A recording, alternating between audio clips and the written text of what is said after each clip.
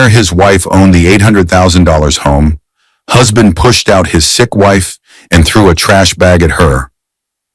What she did next crushed him. He didn't just betray her. He stood in the doorway of the very house he thought belonged to him, gripping her arm while she trembled with fever, and shoved his sick wife into the cold night like she was a burden he couldn't wait to get rid of.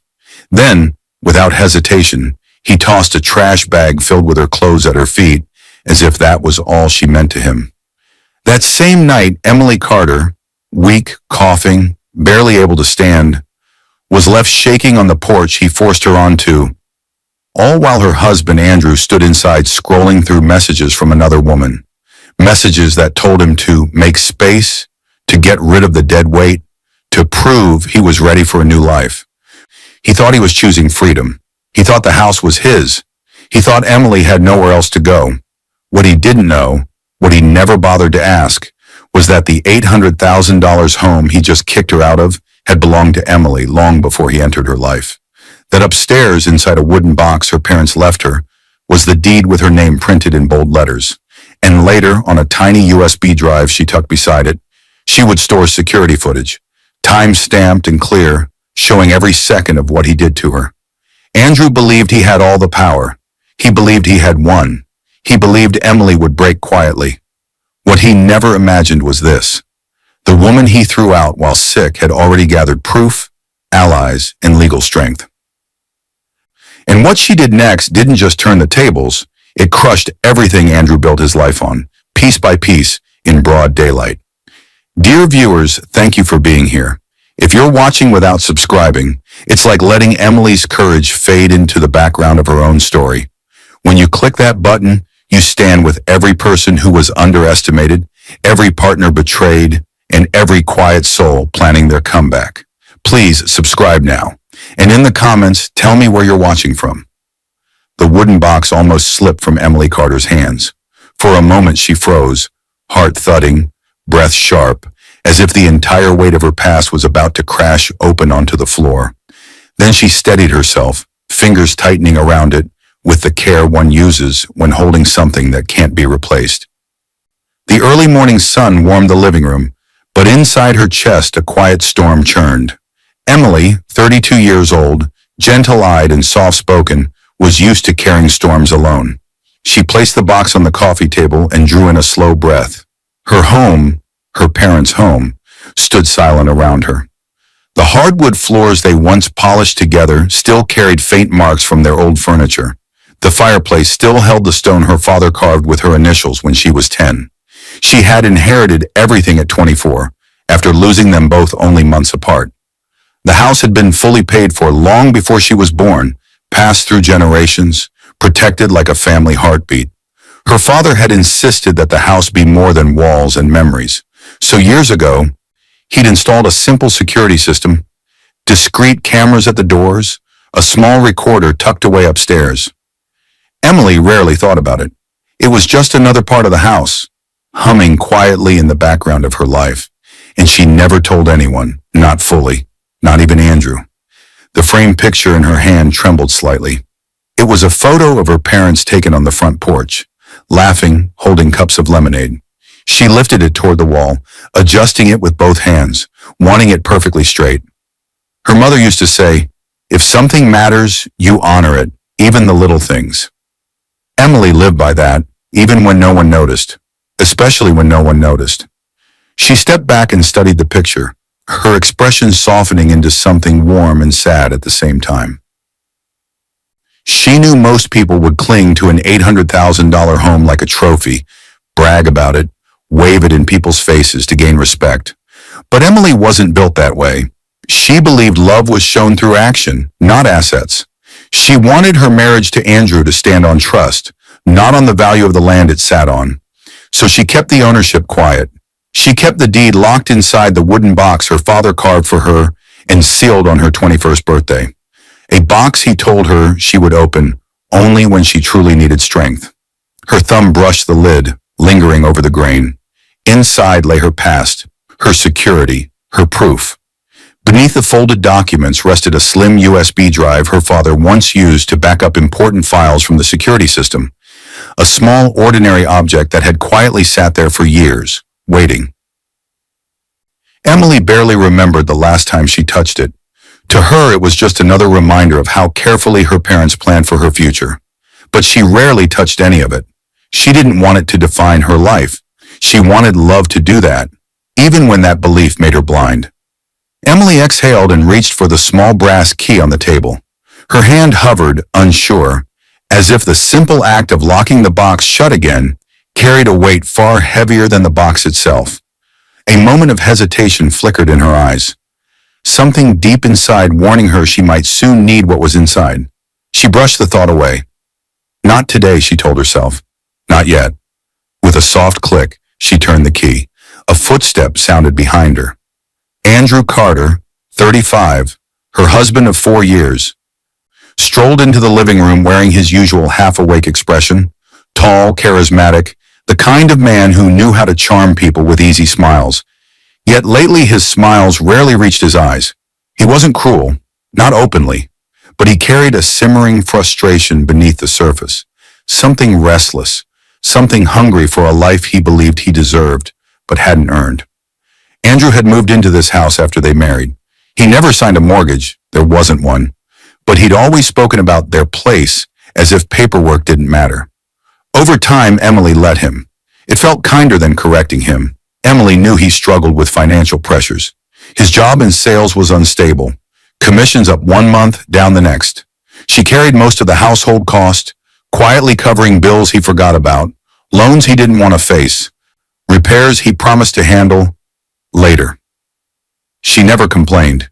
She wanted their home to feel peaceful. Andrew glanced at the wooden box on the table. "What's in that thing anyway?" he asked, not unkindly, but with a rough edge that hadn't been there years ago. Emily's heart tightened. "Just family things." She didn't lie. She just didn't explain.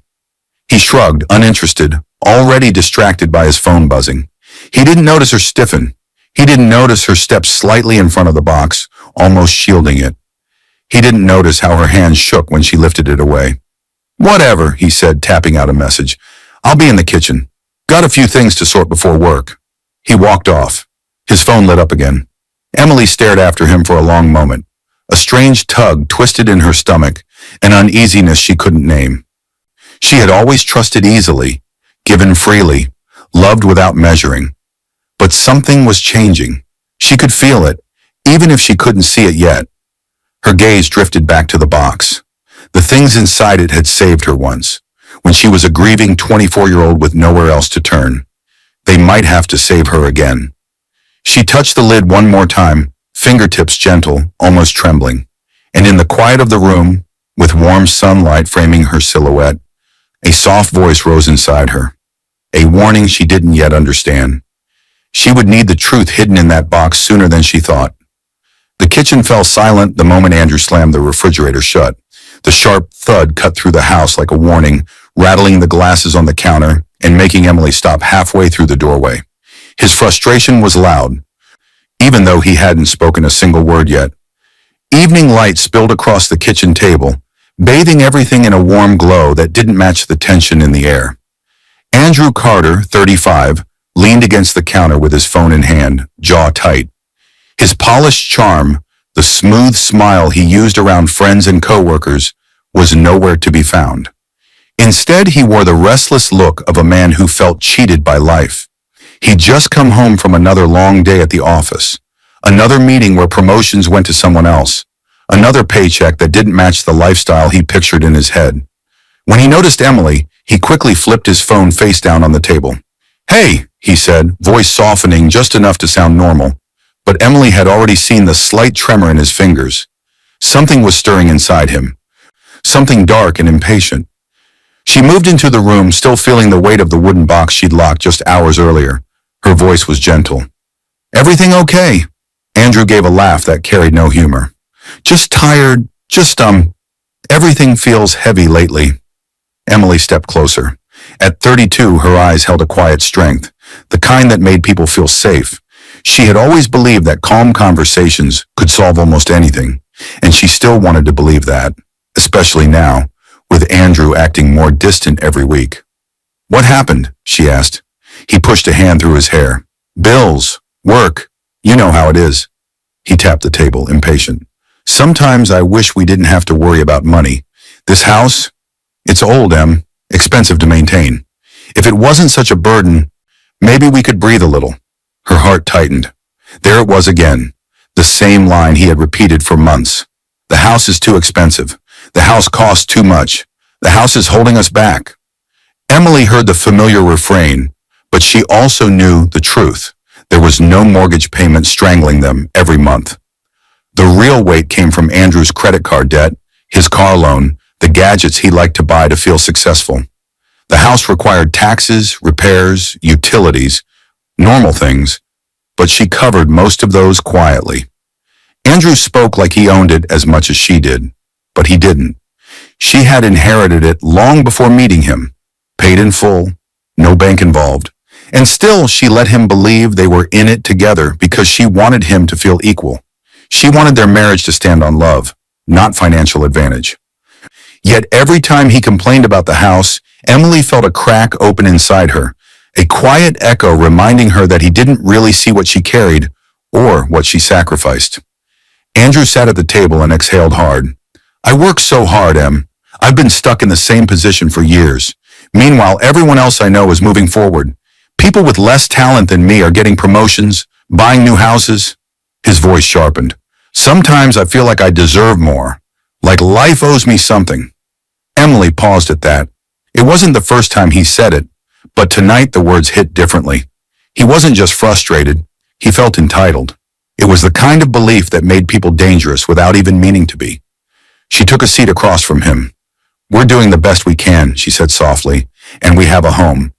We have each other. Andrew scoffed, not cruelly, but with an agitation he didn't bother hiding. Yeah, but it's not enough. Not for the life I pictured. Emily studied him quietly. She saw the man she married, the charming, ambitious dreamer who once made her laugh and left her little notes on the fridge. But tonight she also saw a new side of him, one shaped by quiet resentment, one that had been growing silently each time he failed to meet his own expectations. He leaned forward, lowering his voice. Sometimes I think about what I'd do if I had everything I wanted. His eyes flickered with something she couldn't name. Just imagine it, Em. A fresh start, a better house, a better life. Emily's breath caught. Something inside her, instinct or fear, urged her to ask a question she'd never dared to ask before. Andrew, she whispered, do you ever wonder what you'd do if you actually had everything you wanted? Andrew froze. Just half a second, barely noticeable. But to Emily it was enough. His eyes darted to the phone on the table. Face down, screen glowing faintly from an unread message, and then back to her. That moment, that pause, that flicker of panic, it told her more than any confession could. Emily swallowed hard. She suddenly felt the room shrink around her, her pulse tightening as the evening light dimmed. Andrew forced a smile. What kind of question is that? He said lightly. Just talking. But the charm in his voice was too quick, too polished, like a mask slipping back into place. Emily looked down at her hands, steadied her breath, and tried to quiet the uneasy whisper inside her chest. A whisper telling her that something was already unfolding behind her back, a whisper she wished she didn't recognize. And as Andrew reached for his phone again, flipping it toward him with a careful hand, Emily noticed something she hadn't seen before. A new contact name at the top of the screen, a name she didn't recognize, saved with a little star beside it, as if it meant something special. And tomorrow that name would become the first crack in her world. Emily's cough tore through the silence like a sharp crack of thunder. It came out of nowhere, violent, painful, shaking her whole body, and for a moment she couldn't breathe. Her hand shot to her chest as she doubled over, gasping. The glass of water on her nightstand rattled from how hard she trembled beneath the blanket. The intensity of it stole the air from the room. Her vision blurred. Her throat burned. A cold sweat broke across her forehead, and she knew instantly what it was. She had felt this before. Her mother had suffered from the same respiratory illness, one that came suddenly, stayed long, and demanded rest and careful monitoring. Emily had spent nights as a child listening to her mother fight for breath, praying quietly she would recover. Those memories lived inside her still, deep and heavy. And whenever Emily herself fell sick, that old fear came back like a shadow wrapping around her lungs. Tonight, the fear came fast. Her body was weak, her breathing reduced to shallow, painful pulls. The bedside lamp cast a dim yellow glow across the room as she sank deeper into the blankets, trying to steady herself. A soft wheeze escaped her lips. Emily hated the sound of it. It made her feel fragile, small, alone. She pressed a hand to her forehead and winced. She was burning up. A fever was settling in. She needed help. She knew she did. Just some medicine or warm tea, or even someone to sit with her, someone to remind her she wasn't fighting this alone. Earlier that day, she'd texted her best friend Hannah. Not feeling great. Chest feels tight again. I'll rest tonight and see how I am tomorrow. Hannah had replied with a string of worried messages, asking if she needed company. Emily told her no. She didn't want to worry anyone. She believed, hoped, it would pass with rest. Now, as another cough ripped through her, she wished she had said yes. She called out, her voice barely above a whisper. Andrew? No answer. She tried again, louder this time. Andrew? Can you come here? Down the hallway, she heard faint footsteps. Then silence. Emily coughed again, harder, grabbing the edge of the blanket as the room tilted. Her heart thudded with fear. Illness made her feel like she was losing control, like the worst memories of her childhood were pressing in on her all at once. She needed him. She needed support. She needed her husband. The bedroom door opened a crack. Andrew's silhouette appeared, lit from behind by the glow of his phone. He didn't step closer. He didn't rush to her side. He lingered in the doorway, one hand in his pocket, the other holding his phone as if it were more important than the sick woman in front of him. You okay? He asked. But the words sounded mechanical, like something he was supposed to say, not something he cared about. Emily tried to speak but fell into another coughing fit. Her voice broke. Can you sit with me? Andrew's phone buzzed. Buzz, buzz, buzz. 3 times back to back. He glanced down at the screen, and for the first time that night, a real expression formed on his face. A smirk. He typed quickly, almost too quickly, fingers moving with excitement he didn't bother to hide. Then he flipped the phone face down, just like he always did when he didn't want her to see something. Emily watched all of it through watery eyes. Her breath slowed, but not from comfort, from heartbreak. She wasn't used to being ignored when she was vulnerable. Her parents had always held her through nights like this. They had taught her gentleness, patience, empathy. Andrew had shown those things once when they first met. When she was sick early in their marriage, he used to bring her tea and sit through the night. But lately, his kindness felt like something he took off and on like a jacket. Emily whispered again, I feel really sick.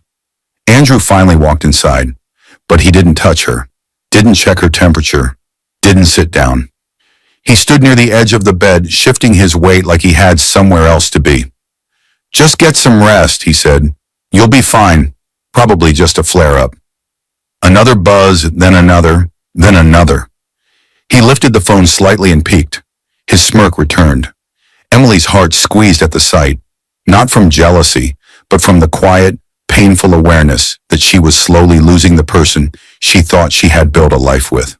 Her breathing grew heavier, her body weaker. She leaned back into the pillows, her fingers trembling as she pulled the blanket higher. Could you bring me some water? She asked softly. And Andrew hesitated, as if the request itself was a burden. I'll get it later, he said, already walking toward the door. I need to answer something. I'll grab you something when I come back. Emily watched him leave. She heard him moving down the hall, the front door opening a few minutes later, the faint sound of his car engine starting. Her heart sank. He hadn't brought her water. He hadn't checked her again. He'd left her alone in the house while she struggled to breathe. Her chest tightened, her breasts turning shallow again.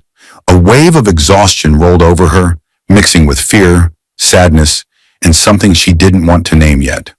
She lay back in the dim light, tears gathering at the corners of her eyes. Her mother once told her, sickness reveals the truth of relationships. Tonight, that truth hurt more than the illness itself.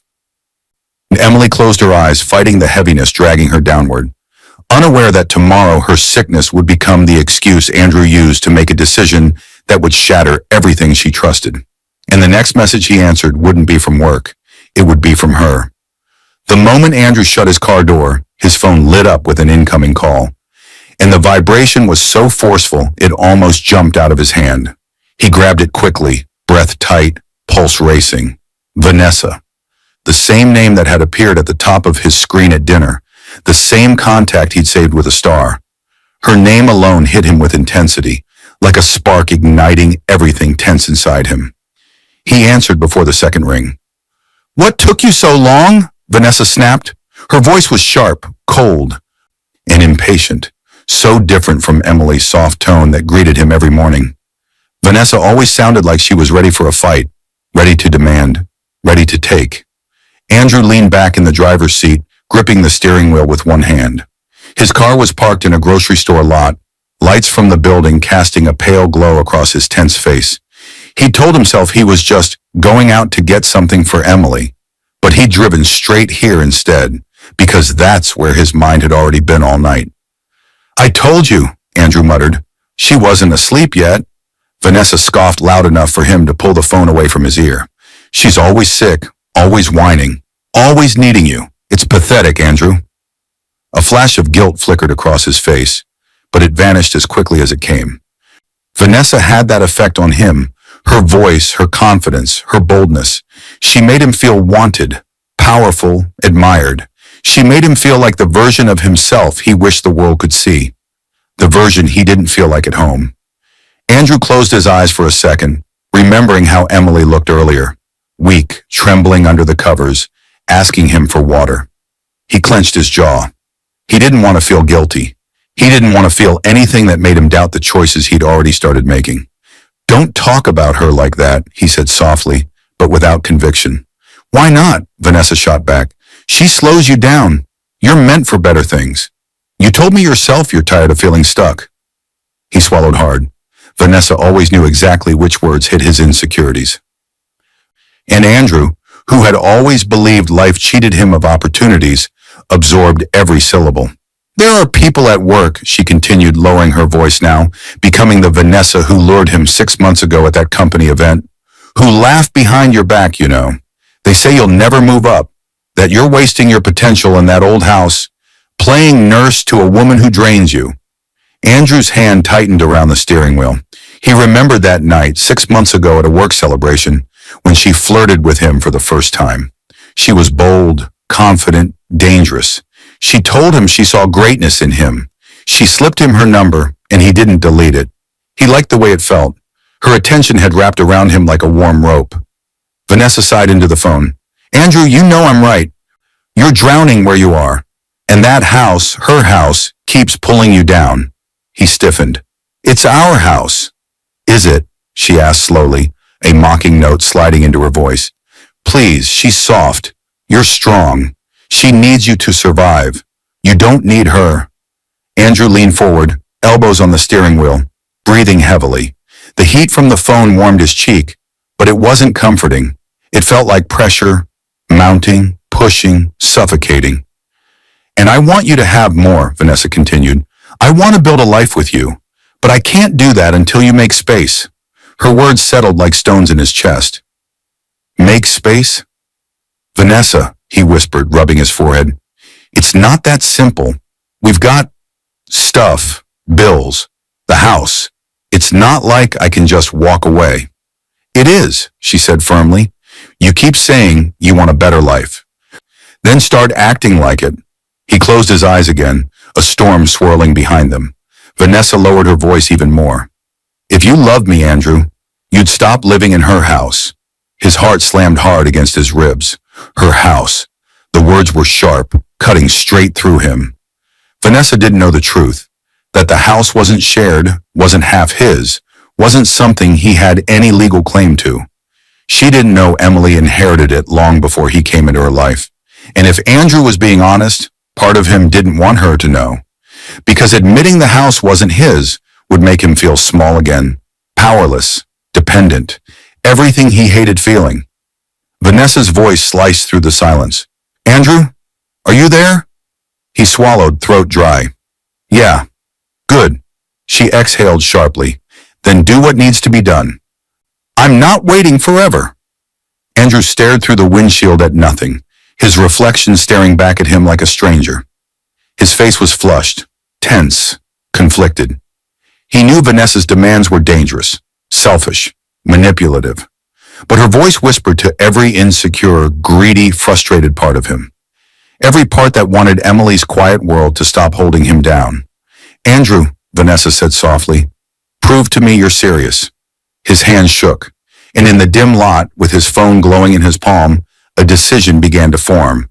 One he would pretend was forced on him, but one that had been building for months. A decision that would break everything. Back at home, Emily coughed in her sleep, unaware that tomorrow, her weakest moment would be the one Vanessa used to push Andrew over the edge. Emily barely had time to steady herself before Andrew burst through the front door. The impact reverberated through the house, shaking the frame as if a storm had slammed into it. Emily, still pale and trembling from her illness, clutched her glass of water so tightly it nearly slipped from her hands. Her heart jumped into her throat. Andrew's steps thundered across the floor, fast, angry, fueled by something she couldn't name. Andrew, she whispered, voice thin. What happened? Did you get my medicine? He didn't answer.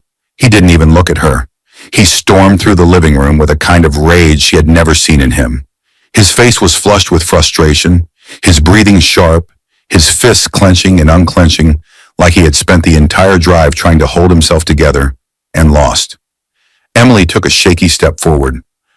I just needed help getting my medicine. Enough, he snapped, turning on her so abruptly she flinched. Enough, Emily.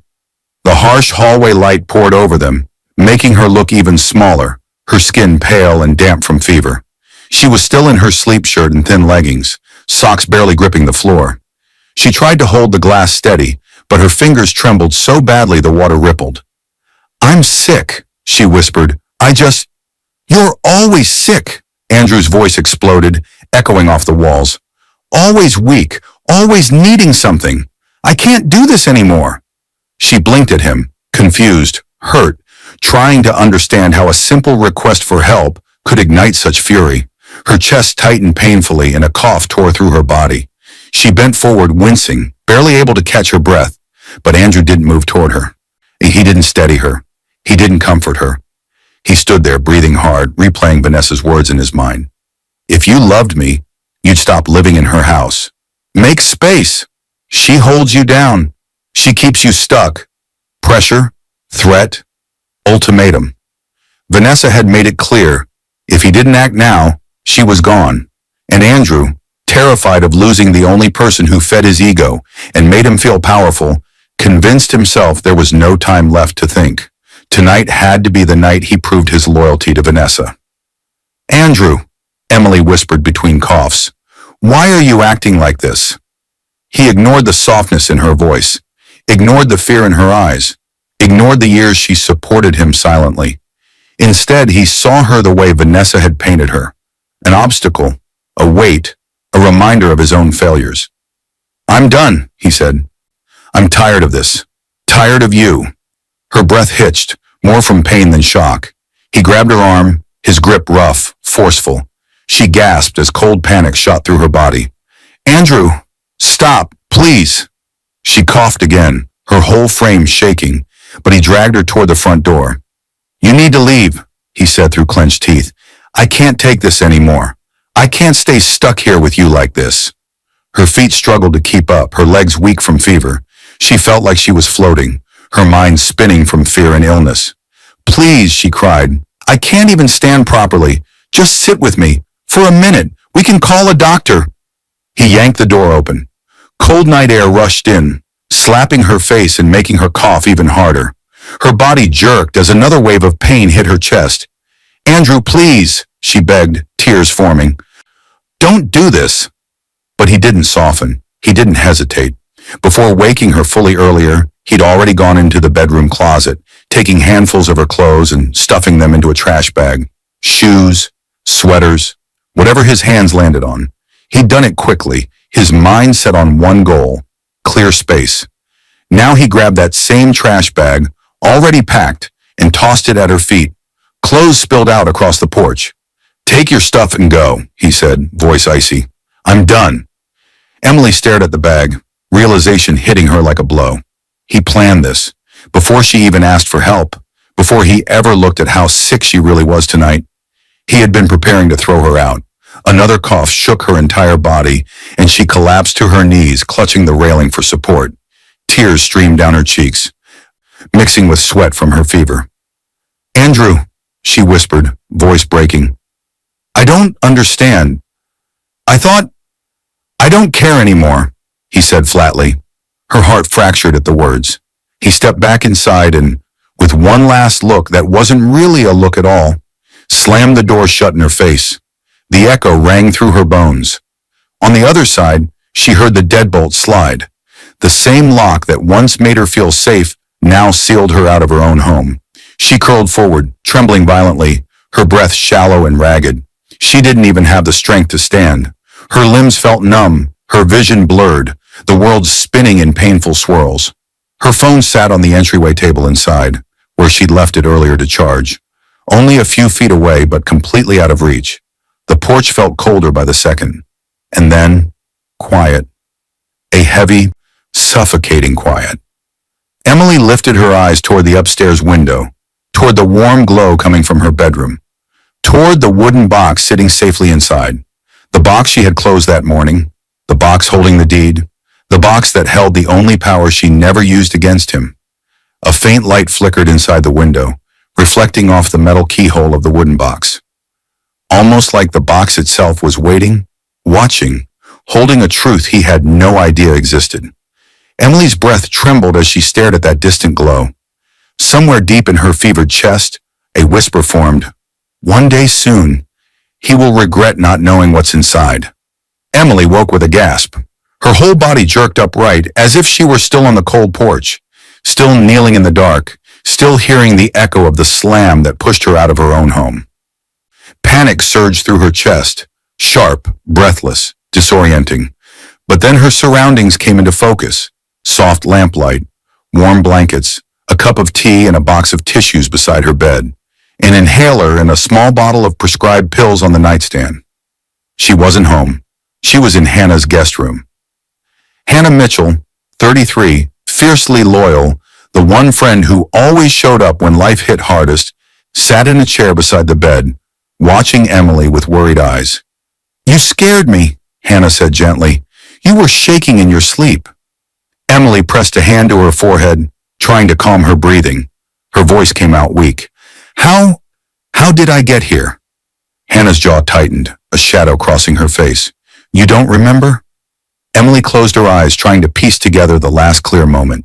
The cold porch, the trash bag. The locked door, Andrew's voice, her own coughs echoing in her ears. Then everything dissolved into darkness. I remember the porch, she whispered. After that, it's blurry. Hannah leaned forward, elbows on her knees. I texted you last night to check how you were feeling. You didn't answer. I tried calling. No response. I got this bad feeling and drove over. Emily swallowed, throat tight. When I pulled up, Hannah continued, voice shaking with anger she was barely suppressing, you were on the porch, barefoot, shivering, crying. You could barely breathe, Em. The door was locked. Lights were on, but no one answered when I rang. I wasn't going to waste time banging on it. She paused, her eyes softening as she looked at Emily. I wrapped you in my jacket, got you in the car, and drove straight to urgent care. Your fever was sky high. They gave you medicine, something for your breathing, told me to keep you hydrated and resting. They wanted to admit you, but you begged me to take you home. So, she gestured around. You're here. Emily blinked hard, tears gathering again. I didn't know you did all that. Hannah's lips pressed into a thin line. You were half conscious, Em. You kept apologizing. To me. To the nurse. Like all this was somehow your fault.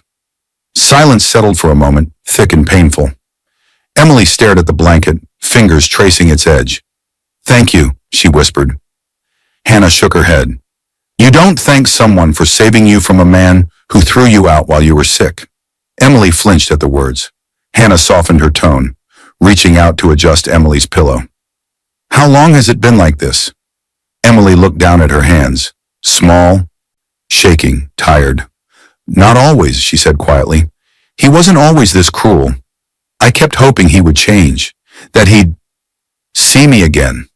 Her voice cracked. I didn't think he could ever be this cruel. Hannah sighed softly, brushing Emily's hair back from her face. Your parents raised you to believe in goodness. That's not a flaw, but sometimes it blinds you. A tear rolled down Emily's cheek.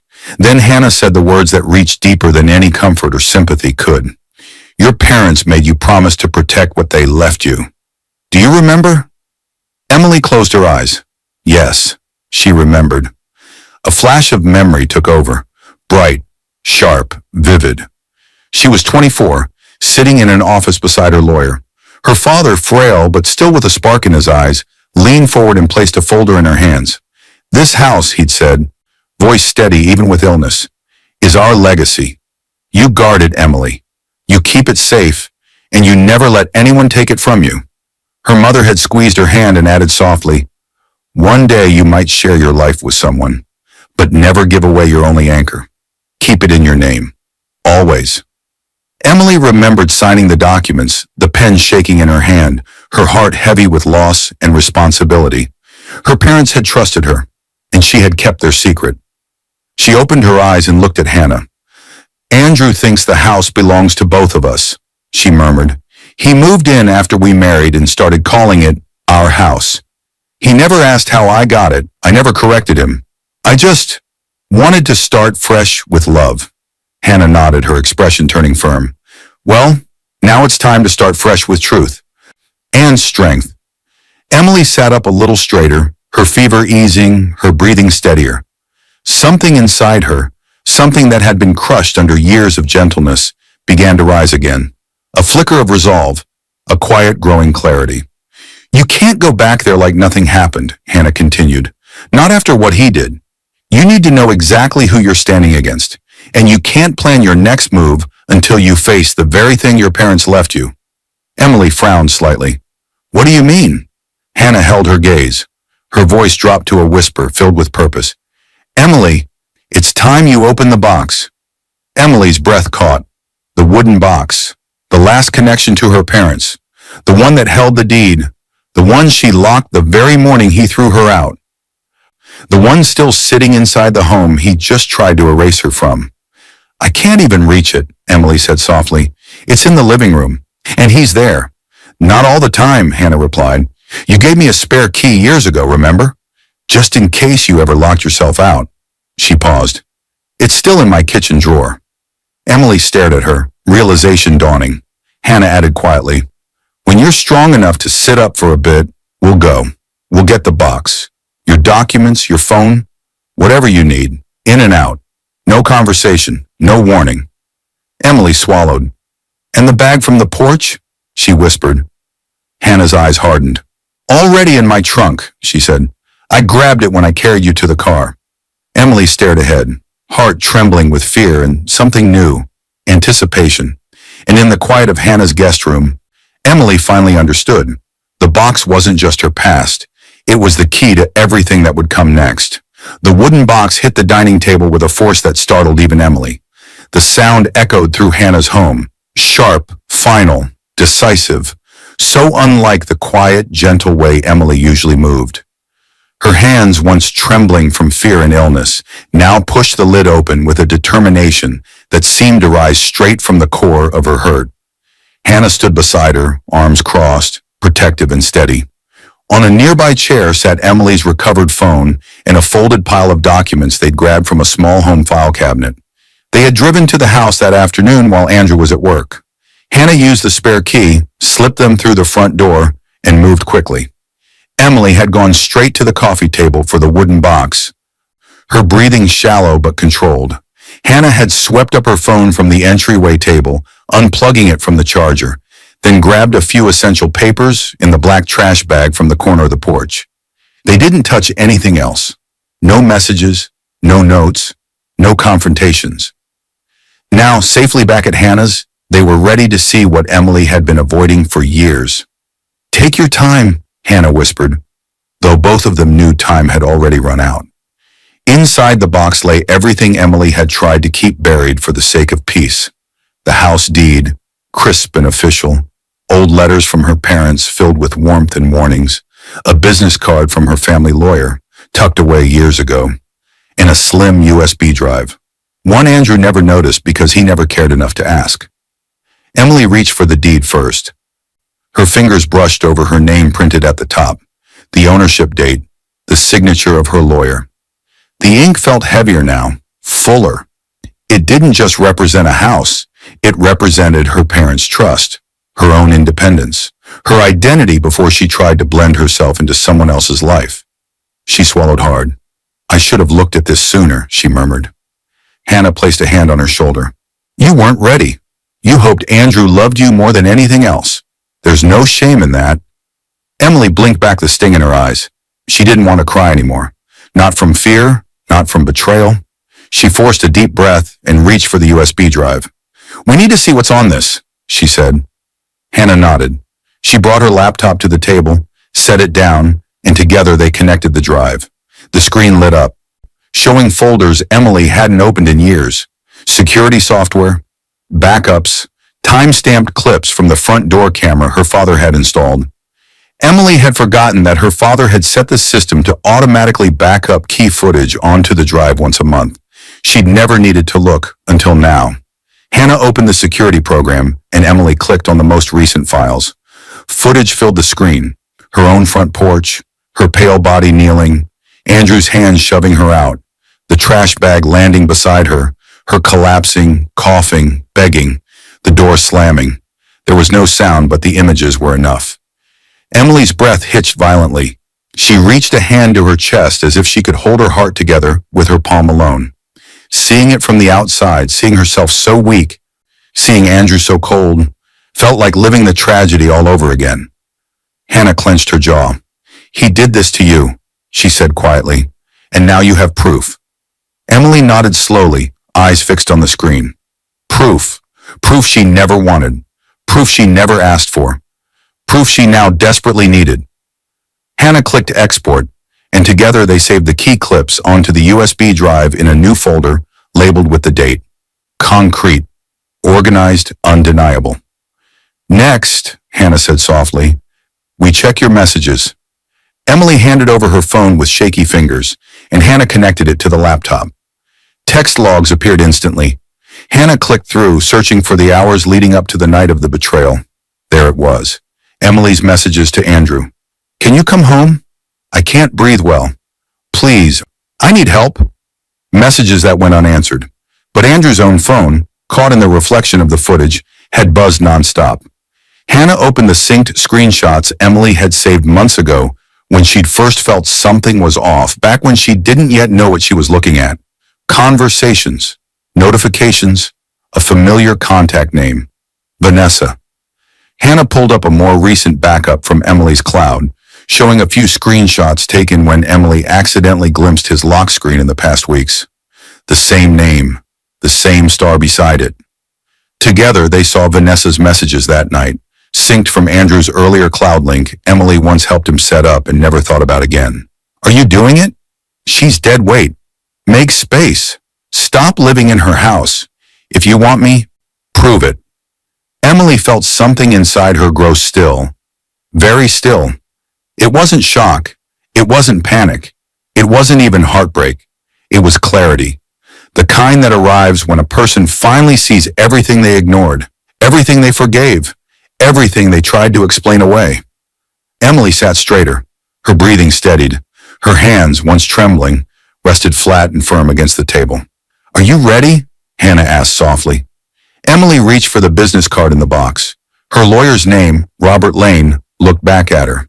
He had been her parents' trusted attorney, the one who handled the house transfer, the one who reminded her years ago to keep records safe. She dialed the number. It rang once, twice. Then a steady voice answered. "This is Robert Lane." Emily swallowed. "It's Emily. I need help." Robert's tone sharpened. "Tell me everything." She did. Every detail, every truth, every piece of evidence that now lay across the dining table. The deed, the footage, the messages, the night on the porch. When she finished, there was a long, heavy silence on the other end. Then, "Emily," Robert said quietly, "this is more than enough for an emergency order. Are you ready to end this?" Emily looked down at her hands. They were no longer shaking.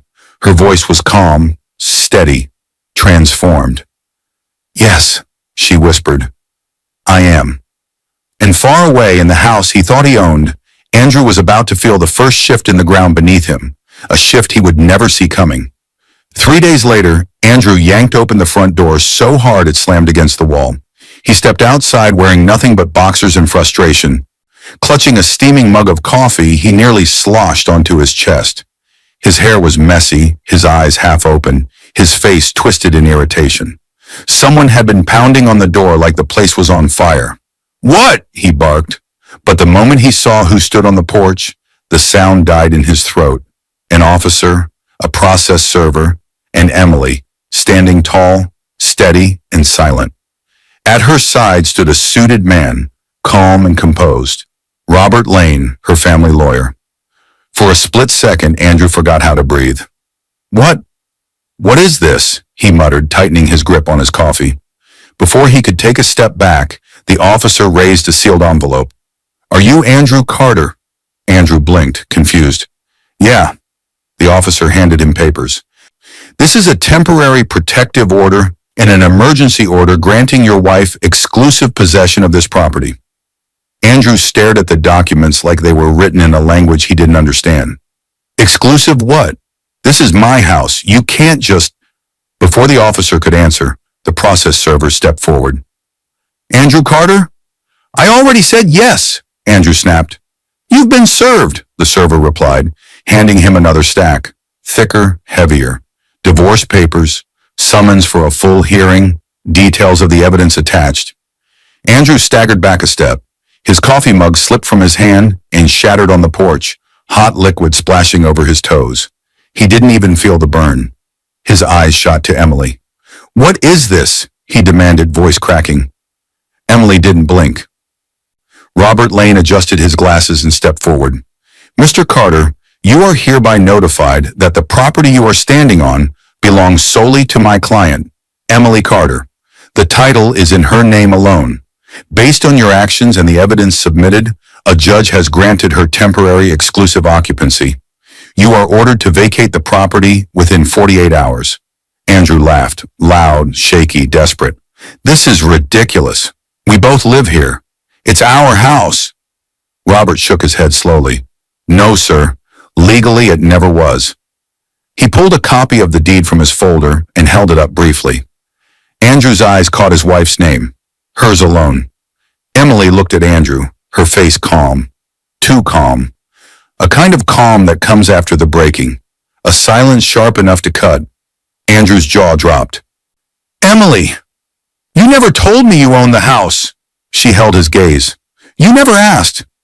He felt sick, like the ground was tilting beneath him, like the world he built inside this house was suddenly slipping away piece by piece. "You can't do this," he said, voice rising. "Emily, come on. We can talk about this." "No," Robert said firmly. "This isn't a discussion. This is a court order. You have 48 hours to remove your belongings and vacate the property. After that, any attempt to re-enter without permission will be considered trespassing and a violation of the protective order."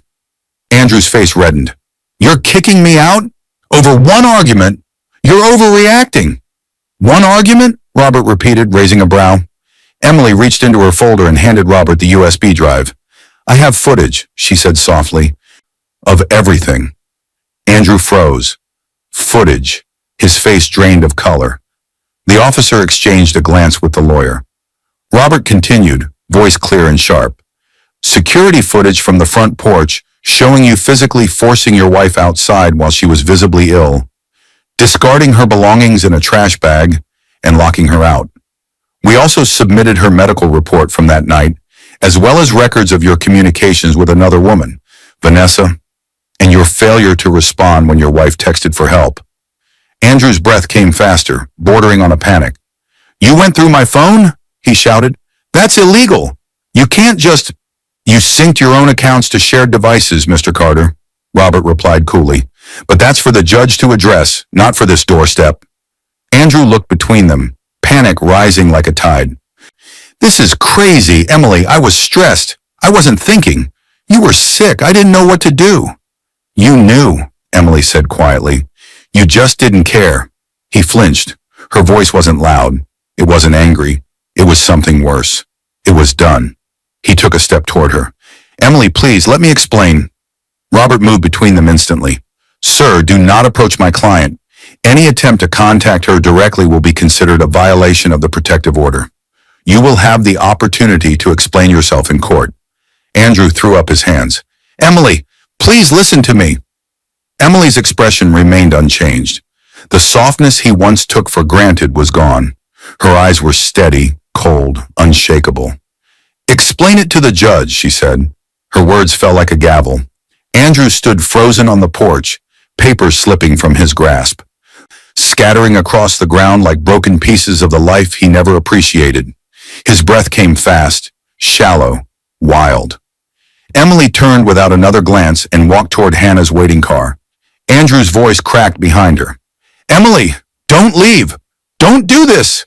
But she kept walking. She didn't look back. And just before she reached the car, something inside her whispered. The courtroom would reveal even more than he expected. A week later, Andrew slammed the courthouse bathroom door so hard the mirror rattled. His reflection stared back at him, sweaty, red-eyed, wild. He looked nothing like the charming, confident man he used to present to the world. His chest heaved as he clutched a stack of court documents against him, the crumpled papers damp from his shaking hands. He sank to the floor, his back hitting the cold wall. A grown man crumbling in a courthouse bathroom. That was the intensity of his downfall. Outside the door, he could still hear voices echoing from the corridor. Whispers, murmurs, pity mixed with disgust. Everyone in that courtroom had seen at least part of the footage. They'd watched the silent video of him dragging a sick woman, his wife, out into the night. They'd seen the trash bag, the door slam, the way he'd turned his back without a second thought. Every step he took in that courtroom earlier felt like walking through fire. He sat stiffly while Emily remained calm beside her lawyer. The judge had watched the video, listened to testimony, reviewed the deed and the financial records. When the judge denied him any share of the house, declaring it separate property, inherited solely in Emily's name, Andrew felt his world cave in. When the court ordered him responsible for the credit card debt he'd run up in his name, and acknowledged Emily's documented payments as contributions he had to pay back or cover on his own, his stomach twisted in shame and disbelief. And the worst part? He had no one left to pretend he was the victim. He wiped his face with shaking hands and pushed himself off the floor. When he stepped back into the hallway, people stared. Some whispered. Some looked away quickly. He caught pieces of their muttered conversations. That's the one who pushed his sick wife out. I saw the video. Unbelievable. His wife owned the whole house. He tried to claim half. But the line that hit hardest came from two strangers near the exit. I heard his girlfriend dumped him after the video got around. His breath hitched at that. Vanessa. He swallowed hard. He had left the courthouse earlier during a short recess to call her. Desperate, panicked, needing someone to tell him he wasn't a complete failure. She answered on the second ring. What do you want? She said coldly. Baby, it's bad, he whispered. Everything is falling apart. She's kicking me out. The judge just... I have nowhere to go. Andrew, she interrupted. I told you to leave her. I didn't tell you to get caught abusing her. I didn't, he stammered. Oh, please, she snapped. Everyone at your job saw the footage. Someone from the office group chat sent it to me. My friends have seen it too. I can't be tied to this. You're bad for my image. His heart dropped into his stomach. Vanessa, don't do this. He could barely breathe. I did everything for you. No, she replied flatly. You tried, and you failed. I'm not ruining my life for yours. Then she hung up. No explanation. No sympathy. No goodbye. Just silence. A silence that echoed now in the courthouse as he stumbled toward the exit. Outside, the day felt too bright for his collapsing world. The air felt heavy. He dragged himself across the lot, clutching the papers like they were pieces of a broken life he wasn't ready to release. His phone buzzed. Work group chat. He braced himself and opened it. Screenshots, messages, people laughing. Someone had taken still images from the courtroom screens and from the security footage, then added captions. Mr. Motivation kicking out his sick wife. Guess who won't be getting promoted? Words followed. Abusive, coward, disgusting. His stomach twisted. His legs nearly buckled. He walked faster, trying to escape the rush of shame biting at him from every direction. But shame followed him into the empty motel room he rented that night, a cheap single bed pressed against peeling wallpaper. He dropped his belongings on the floor and slid down beside the bed, burying his face in his hands as the weight of everything crashed onto him. Homeless, at least from the life he thought he owned. Job on the line, with HR requesting a meeting the next day. No friends reaching out, no mistress to comfort him, no wife to fix things. The motel room smelled of stale air and old carpet. The fluorescent light flickered above him, casting uneven shadows across the walls. He felt trapped inside a punishment he never saw coming. His breath quivered. How did it get this bad? He whispered into his palms. But he knew. Deep inside, he knew. Emily had always been kinder than he deserved, gentler than he respected, more patient than he appreciated. She covered bills he ignored, created stability he took credit for, and still he treated her like dead weight. He destroyed everything. And karma didn't come quietly. It roared, it burned, it stripped him bare. He curled his fingers around the documents again, gripping them so tightly the edges tore. His chest shook with sobs he couldn't control. Andrew Carter, once proud, arrogant, entitled, now cried alone in a motel room with nothing left but regret. And as his tears finally slowed, a thought formed. A desperate, frightened thought that he could no longer ignore. If Emily had gone this far, how much further could she go? The voiceover slid gently into the moment, cold and quiet. There was only one thing left for Emily to do. And somewhere else in the city, Emily was preparing the final step, a step that would end everything he had left connected to her. The first clang of metal echoed through the house like a bold declaration. Emily tightened the last screw on the brand new deadbolt, her hands steady, her expression calm. The locksmith beside her packed his tools, nodding once before stepping back. New locks on all exterior doors, he said, and the alarm code has been reset. Only you have it. Thank you, Emily replied. He left and the front door clicked shut behind him. The intensity of the moment filled the room. The final lock replacing the final piece of a life she no longer owed to anyone. She stood back and looked at the front door, now secured with upgraded locks, new alarm sensors, and a fresh code. No trace of the past remained in the way it opened or closed. No trace of him. The house felt different now, lighter, cleaner, peaceful. Sunlight streamed softly across the polished floors, illuminating the same living room where Emily once adjusted her parents' photo with trembling hands.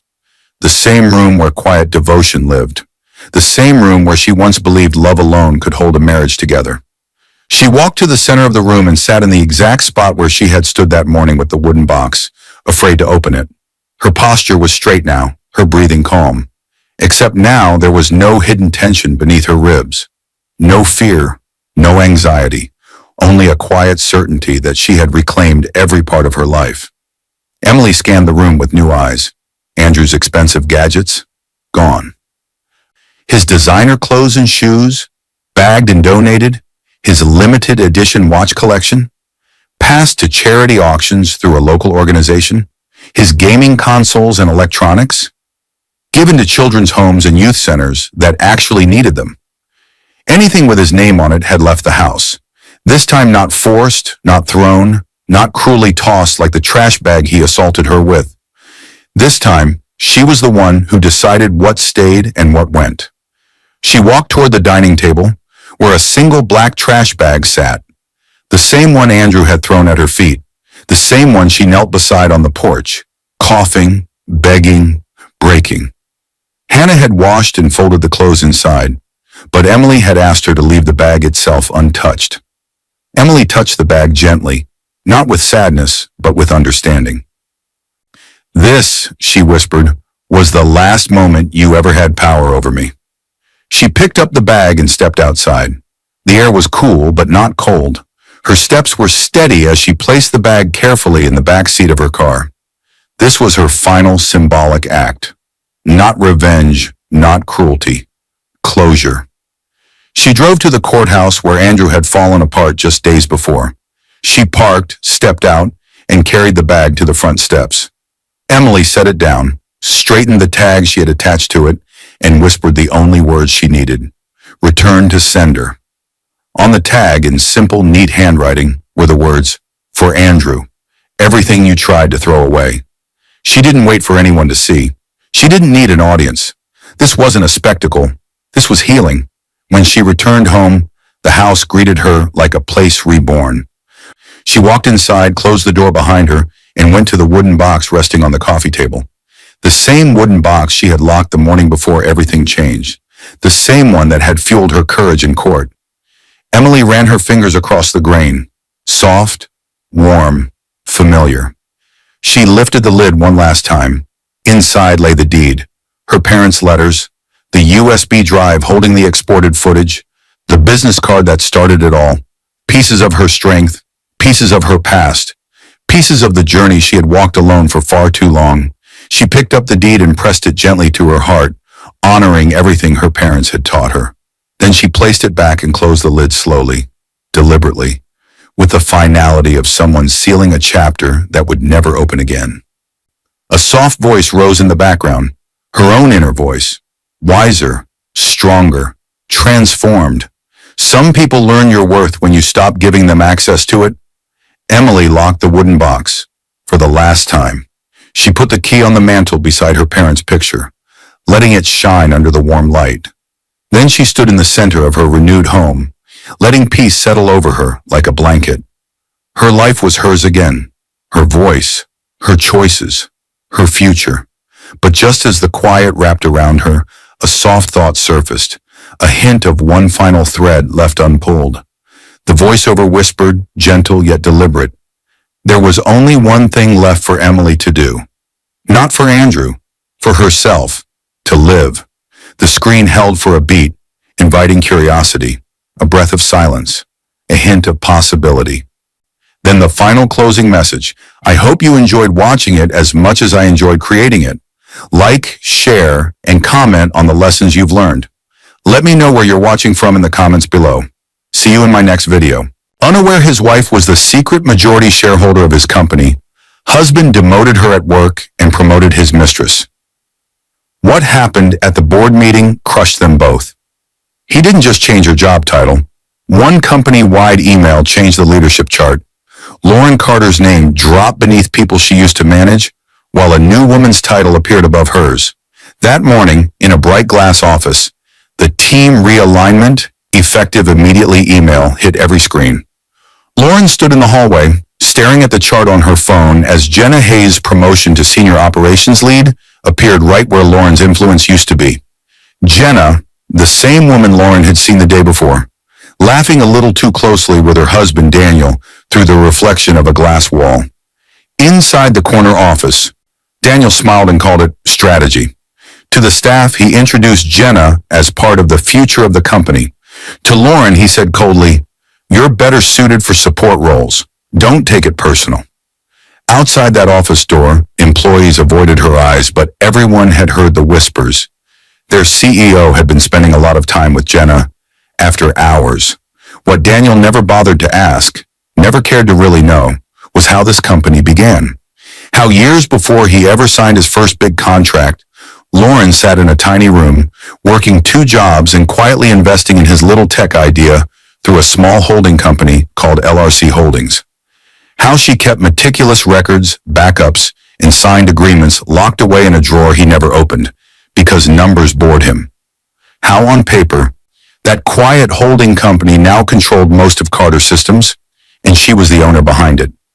So when an emergency board meeting was called to discuss leadership misconduct and governance concerns, Daniel walked into that boardroom confident, Jenna sitting close by, convinced he would talk his way out of anything.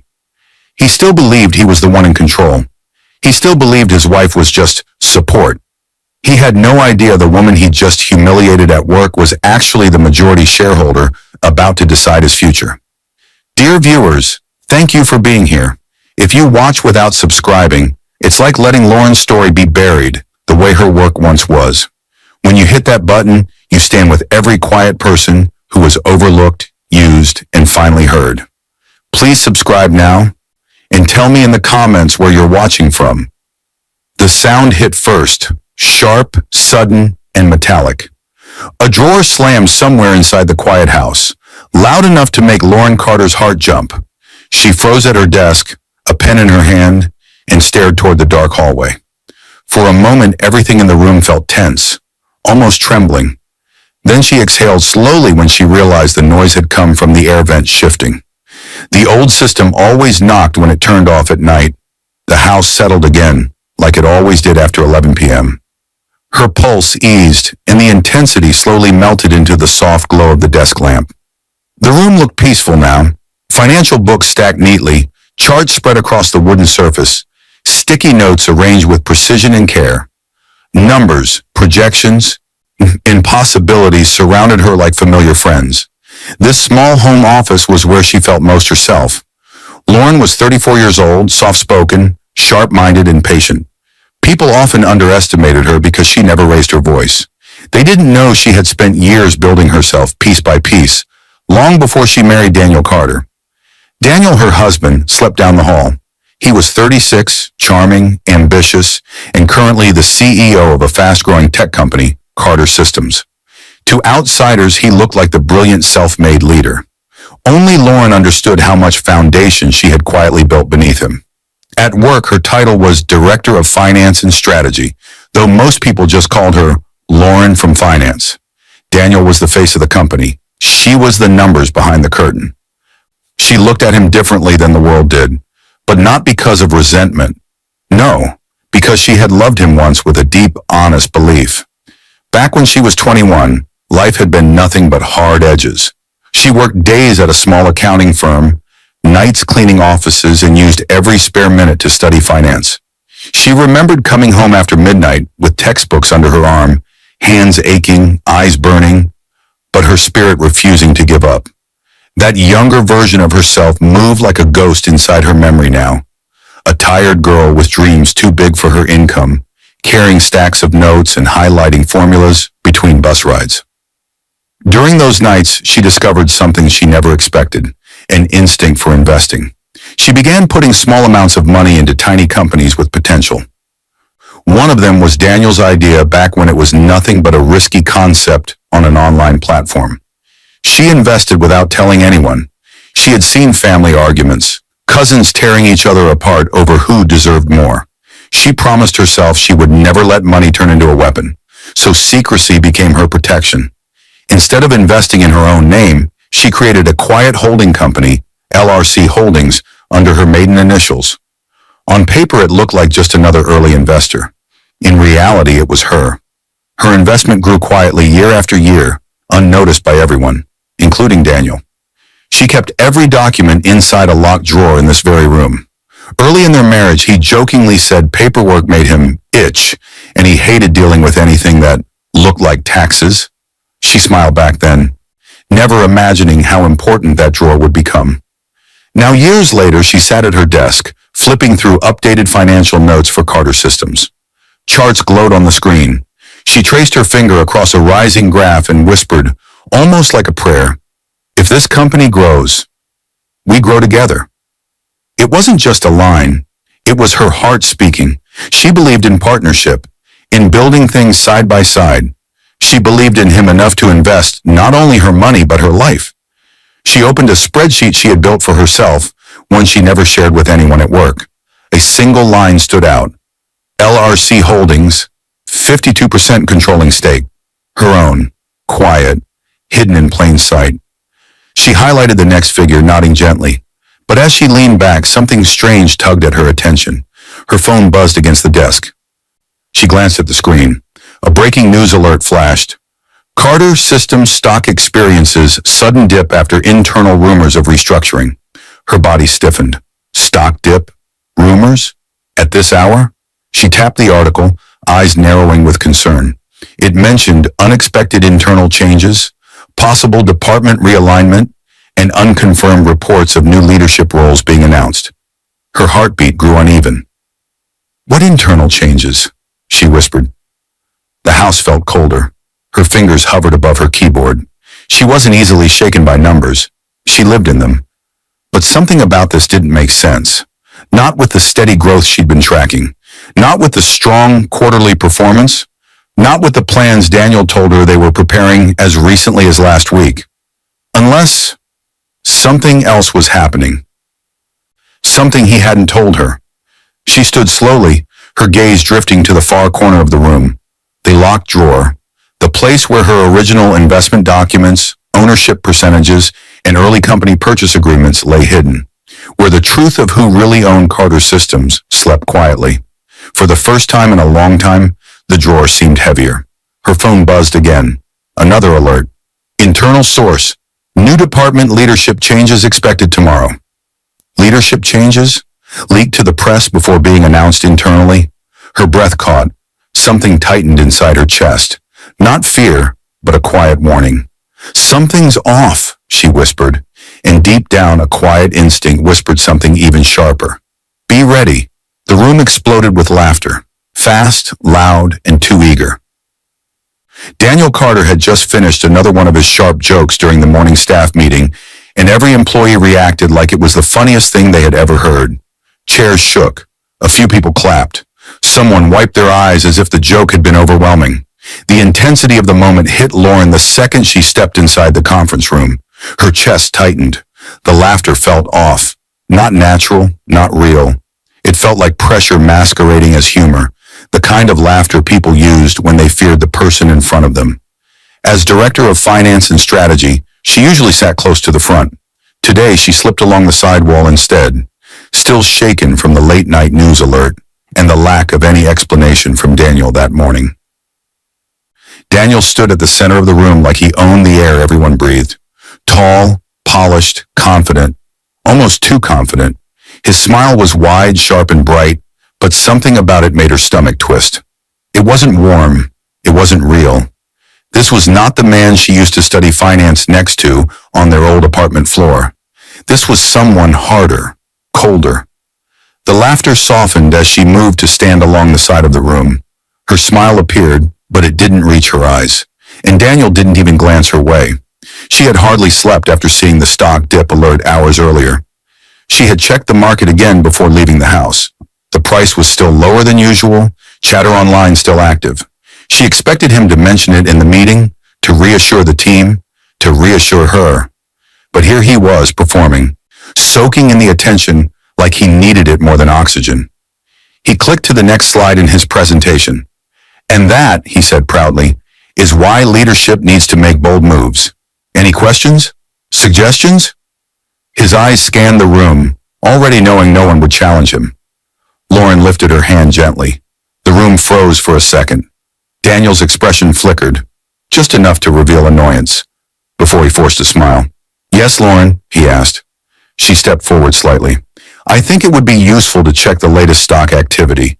There are unusual movements, and it may affect the decision you're presenting." A few employees glanced at her, then at Daniel. Some nodded quietly. They all knew she was the one who understood the numbers best. Daniel let out a small laugh, dismissing, loud enough for everyone to hear. "Lauren, stock charts go up and down. It's normal.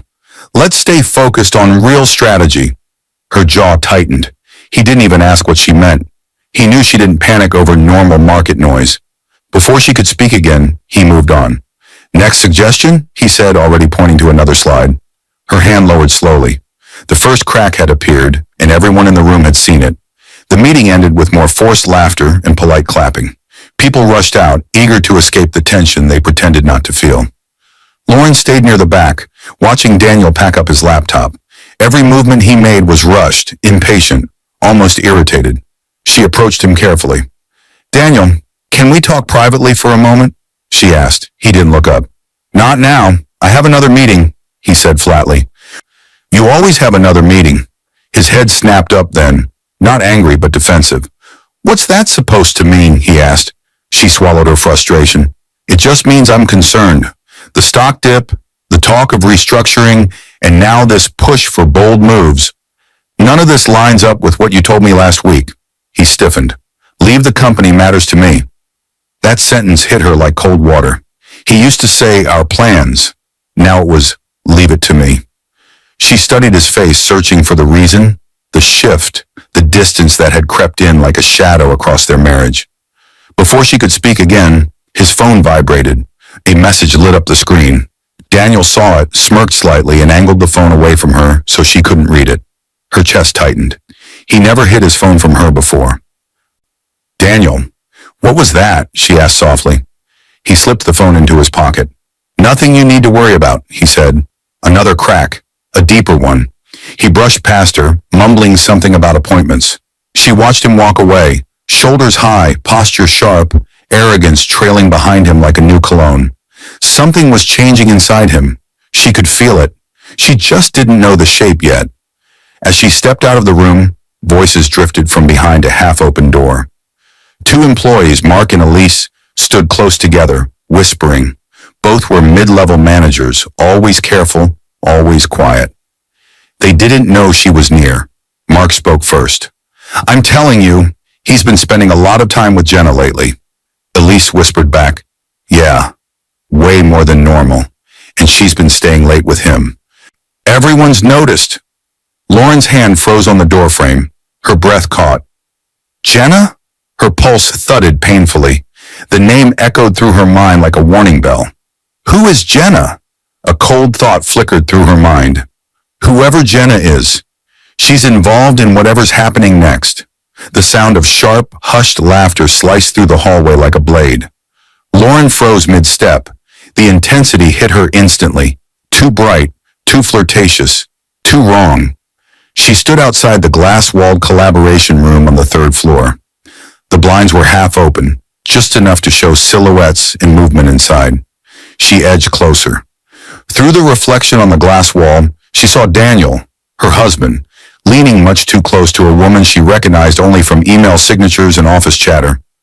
The woman was around 30, tall, sharply dressed, with long blonde hair and an expression that carried confidence mixed with something sharper. That woman was Jenna Hayes. Lauren had heard her name whispered minutes ago. Now she finally saw her properly. Jenna was the new senior project coordinator, hired 6 months earlier into operations. She had never reported directly to Lauren. HR had placed her under a different division at Daniel's insistence. People said she was ambitious, skilled, and always eager to impress. Now it was clear she was eager for something else too. Daniel laughed softly at something Jenna said. His hand brushed her arm, too familiar, too casual to be innocent. Jenna tilted her head, smiling up at him with a look that was not professional at all. Lauren's heart slammed against her ribs, the shock so sudden that her hand automatically pressed against the glass wall. Her breath came out shaky. It was too intense, too much, too close. For a second she thought about walking in, about confronting both of them in front of everyone. But years of discipline and self-control held her still. She stepped back quickly, forcing herself to breathe. The hallway blurred for a moment before she forced herself to steady. She closed her eyes for 1 second, and her mind pulled her backward, years earlier, to a tiny room where everything was simpler. Lauren and Daniel sat on the floor of their one-bedroom apartment. Papers, sticky notes, and a beat-up laptop lay scattered around them. Daniel looked nervous as he practiced a pitch for early investors. His voice trembled with every line. Lauren smiled, touched his shoulder gently, and said, Relax. You already know this. You built it. Just talk like you believe in it.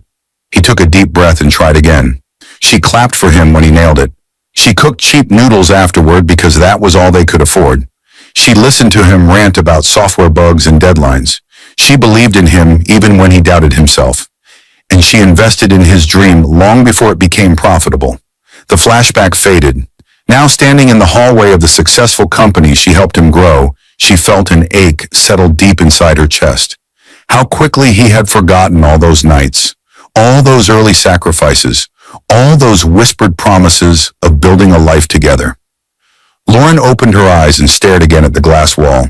Inside the room, Daniel leaned closer to Jenna, pointing something out on her tablet. Their shoulders touched. Jenna laughed again, too softly, too intimately. Lauren's hand trembled. She hid it by gripping her folder tightly. Maybe it's nothing, she whispered to herself. But even she didn't believe that. Her smile, the one she forced across her face, felt like a cracked mask. Still, she stood tall. She refused to make a scene. She refused to accuse without proof. Her mind worked differently, always calm, always observing, always calculating. She stepped forward again, but this time with purpose. Through the glass reflection, she noticed something unsettling. Daniel never once looked toward the hallway, not even out of habit. He was completely absorbed in Jenna. And Jenna? Jenna's eyes flickered toward the glass, her gaze locked on Lauren's reflection. Slow, deliberate. Jenna's smirk formed, not big, not bold, but sharp and knowing. A smirk meant for someone she saw as no threat. Lauren's stomach twisted painfully. She turned, walking away with careful steps so no one could hear the crack forming inside her. As she walked down the hall, she passed photos displayed along the wall, company milestones taken over the years. In a picture from 5 years ago, Daniel stood holding his first award. Lauren remembered that event clearly. She had helped him prepare that whole week, rewriting his speech, giving him confidence when he doubted himself. But in that photo, his arm was around her shoulder, pulling her close. Now? He didn't even glance when she walked by. A distance had formed, the kind that didn't happen overnight. The kind that grew only when someone else stepped into the empty spaces. She stopped at the elevator, breathing slowly, steadying herself. Her phone buzzed. A calendar alert appeared.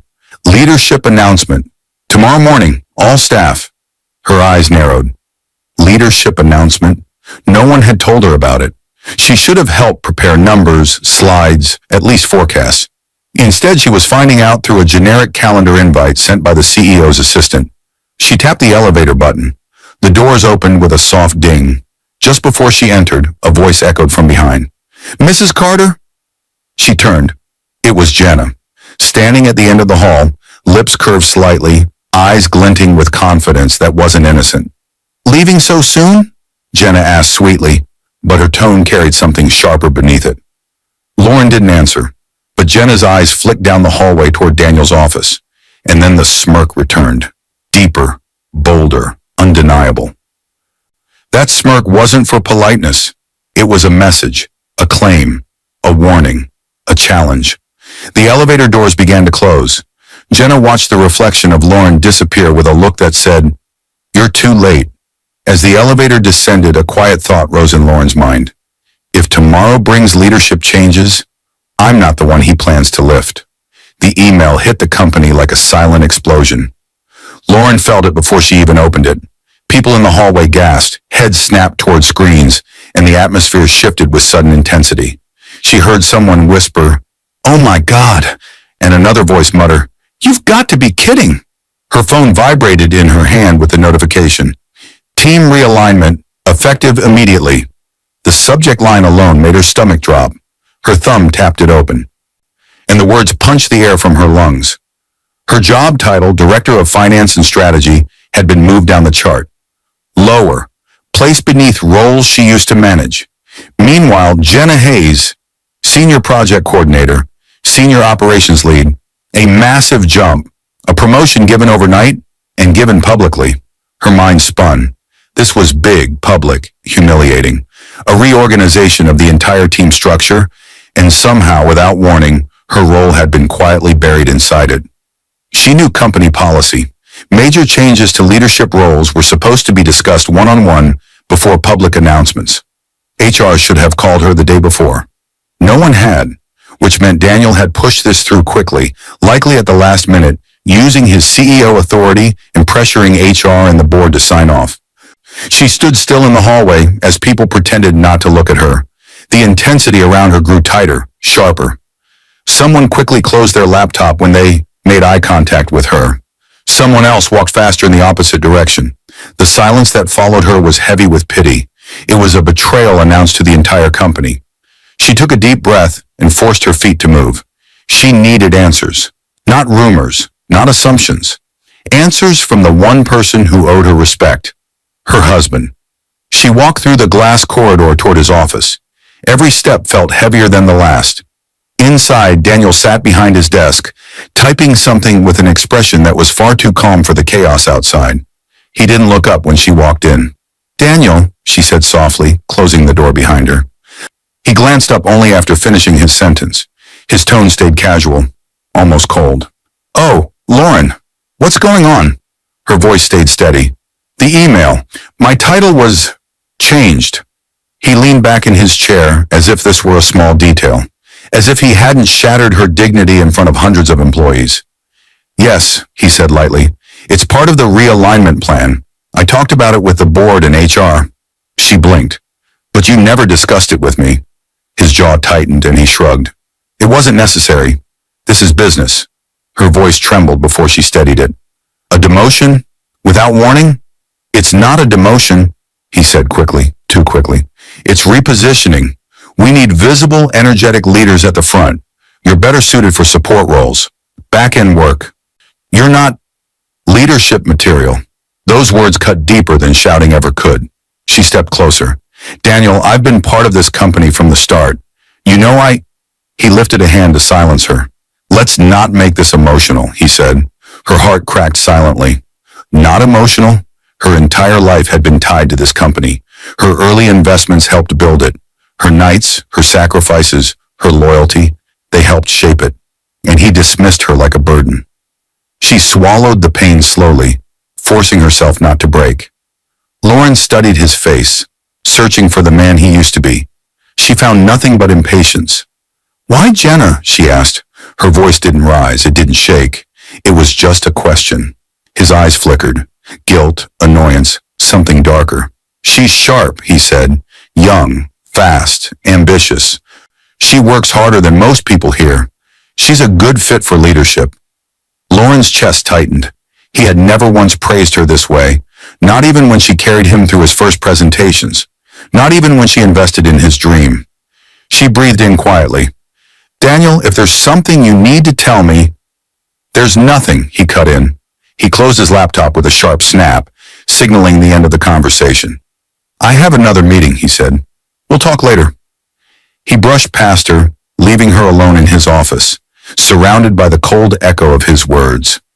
As Lauren stepped out into the hallway, her vision blurred with hurt, but she kept walking. Her feet moved toward the elevator on autopilot. Then she heard a voice behind her, a woman's voice. Jenna, soft, mocking, dripping with confidence. "She won't fight back. She never does." A few people laughed quietly. Lauren stopped mid-step. The words stabbed deeper than any promotion announcement ever could. Her breath left her in a painful rush. She didn't turn. She didn't speak, but her eyes went cold, dangerously cold. Something inside her shifted, something quiet but powerful, something he wouldn't see coming. As she pressed the elevator button, a single thought whispered in her mind. "If they think I won't fight, they're about to learn who I really am." The door slammed behind her with a crack loud enough to shake the shelves. Lauren hadn't meant to close it that hard, but the intensity boiling inside her, hurt, confusion, humiliation, burst out in that single motion, leaving the room trembling with the force of it. The small home office was dark except for the thin strip of hallway light under the door. She stood still, chest rising and falling fast, fingers curled tight. The silence pressed against her like a heavy weight. Her world had shifted in one day. Public demotion, Jenna's smirk, whispered betrayals. Now she needed the truth. Not guesses, not emotions, real solid facts. She flipped on the desk lamp. A warm circle of light spread across the wooden surface, revealing the organized folders and labeled drives she kept here. This was her sanctuary, the room no one entered unless invited. Not even Daniel, especially not Daniel. Lauren drew a long breath and sat down. Her hands hovered over the keyboard. Years ago, when the company was still small, she had built a backup structure for Carter Systems' earliest financial records. She had done it because she believed the company would grow and they'd need a safe system later. Daniel laughed back then, teasing her, saying, "Numbers bore me to death. You handle the boring stuff." He never bothered to learn where she kept anything or how the system worked. Even now, after the demotion email, IT hadn't removed her high-level access yet. Realignment notices move faster than permission updates. That was his mistake. She opened her company laptop, connected through the secure VPN, and signed in with her still active finance credentials. The screen came to life. Company dashboards, internal logs, the digital veins of the business she helped build. She clicked into the archived financial logs, old spreadsheets, early contracts, investment trails, everything she saved since the beginning. It felt strange, seeing the quiet evidence of her support, her faith. She had created this path long before Daniel had any idea what success looked like. Her chest ached. This company was part of her story, part of her heart. But tonight, that heart needed proof. She opened the newest folders. Right away, something didn't add up. A list of expenses appeared on the screen. Hotel stays, strategy meetings, high-end dinners, none of which matched the budget logs she reviewed months earlier. Her brows pulled together. Lakeview Inn, 2 guests. Business dinner, 2 plates. Executive suite, 1 night. She clicked deeper. The financial tags were labeled business development, but the signatures were Daniel's, and approvals came from his CEO account instead of going through normal finance review. Her throat tightened. Then another column caught her eye. Project bonus, J. Hayes, an extra $12,000, authorized yesterday, unauthorized, unnecessary, and hidden in a sub-account that wasn't meant for bonuses. Her breath started coming faster. She clicked again, scrolling through line after line. Fraudulent seeming expenses tied to Jenna. Raises processed outside standard HR approval channels. Hotel meetings between Daniel and Jenna labeled as strategy sessions. This wasn't a mistake. It wasn't a mix-up. It was deliberate. Her hand shook against the mouse. A thought struck her suddenly, one Daniel never expected. If he approved these expenses, there would be communication behind them. Emails, deleted emails. But she knew how to find those. Back when they started, she and the then IT manager had set up an automatic backup server that stored copies of all company emails for compliance reasons. Only the 2 of them knew the old admin access. The IT manager had moved on years ago. No one ever bothered to close the legacy route. She opened the backup console and typed in the admin passcode she created years ago. The screen blinked. A loading bar appeared. When it finished, a flood of deleted emails filled the screen. Messages Daniel thought were gone forever. Her heart pounded painfully as she filtered by his address and Jenna's. She clicked the first one. Dinner was perfect. Let's meet again tomorrow. Same place? Daniel. Her hand slammed over her mouth. She clicked another. Don't worry, Jenna. I'll take care of your promotion. She won't make noise. Her breath caught. Then another. She's too focused on the numbers to notice anything. We're safe. Lauren's fingers slipped off the mouse. Her whole body trembled, absorbing each line like a blow.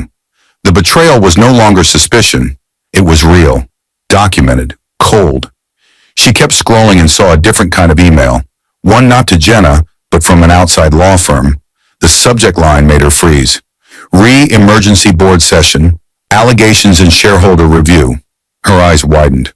She clicked it open.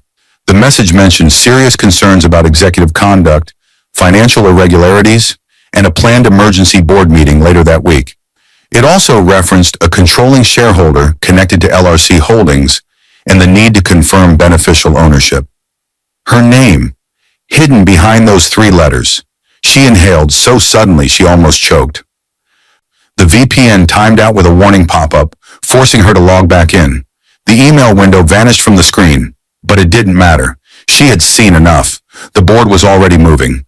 They were looking at Daniel, and they were about to look at whoever owned LRC Holdings. Her. Lauren's chair pushed back fast, scraping the floor.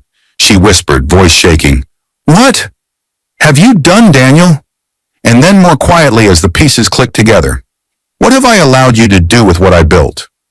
Her eyes stayed locked on the dark login screen, as if something inside it had looked back at her. Something big, something dangerous, something she couldn't ignore anymore. In the silence, one quiet thought crept into her mind. I need help before this gets worse. The car door slammed so hard the sound echoed through the empty parking lot. Lauren dropped into the driver's seat, gripping the steering wheel as if it were the only thing holding her together. Her breath came in sharp, unsteady bursts. The intensity inside her chest was so strong she could barely move. Her hands trembled violently. Everything she saw in that dark office, the hotel expenses, the strategy dinners, the hidden bonus to Jenna, the deleted emails, the legal message about an emergency board session and controlling shareholder connected to LRC Holdings, kept replaying in her mind like a nightmare on repeat. Her heart raced. Her thoughts screamed. Her world had completely shifted in a single day. She pressed her forehead against the steering wheel, tears finally slipping down her cheeks. Silent, painful, heavy. For a moment, she let the darkness swallow her whole. This was the deepest cut she had ever felt. Her breathing slowed, her shoulders lowered, and in the quiet of the parked car, her mind drifted into a memory she never expected to visit tonight. A younger version of herself, maybe 20, tired but full of hope, sat beside Daniel in their tiny old living room. Their furniture had been cheap, their meals simple, but their dreams enormous. He had held her hands and told her, "One day, we'll build something amazing together." She remembered how warm his eyes were, how he looked at her like she was his anchor, and she remembered her own words, soft, trusting, real. "I believe in us, Daniel." She had believed with her whole heart. The memory faded slowly, leaving only the cold truth behind. Her voice cracked as she whispered to the empty car, "You built nothing alone." "I did." This was not bitterness. This was clarity. The demotion, the lies, the secret meetings, the betrayal, all of it sharpened her. Every piece of pain turned into something harder, steadier, colder. She wiped her tears with the back of her hand. The sadness drained. The numbness settled.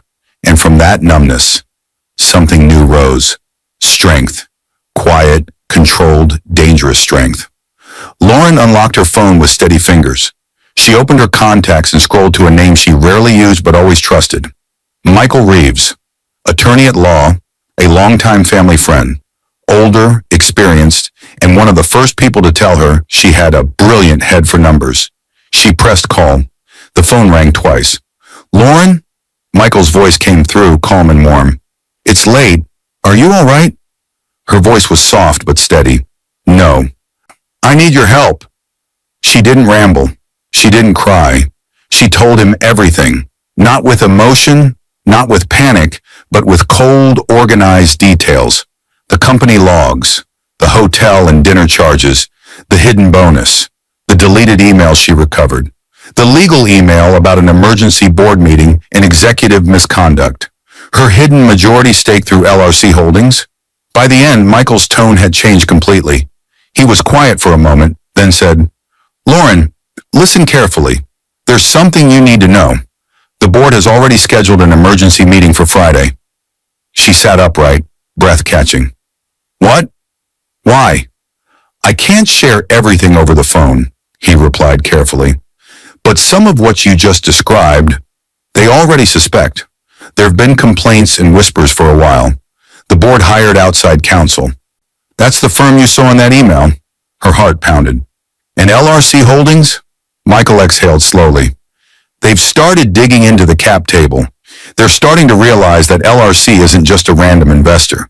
They haven't connected it fully to you yet, but they will. And when they do, you're not just Daniel's wife. You're the controlling shareholder." A chill ran down her spine. "What does that mean for Friday?" she whispered. Michael hesitated. "It means," he said, voice low and firm, "whatever they're planning, you shouldn't watch it from the sidelines. You should walk into that meeting as the person who actually owns that room." She swallowed. "So what exactly is happening on Friday?" Another small pause. "Everything," he said. The call ended. Lauren stared through the windshield as the streetlights flickered over the empty lot. Emergency board meeting, executive misconduct, LRC Holdings, her. Something big was coming. A quiet thought whispered through her mind. If they think I'm done, they haven't seen me prepared.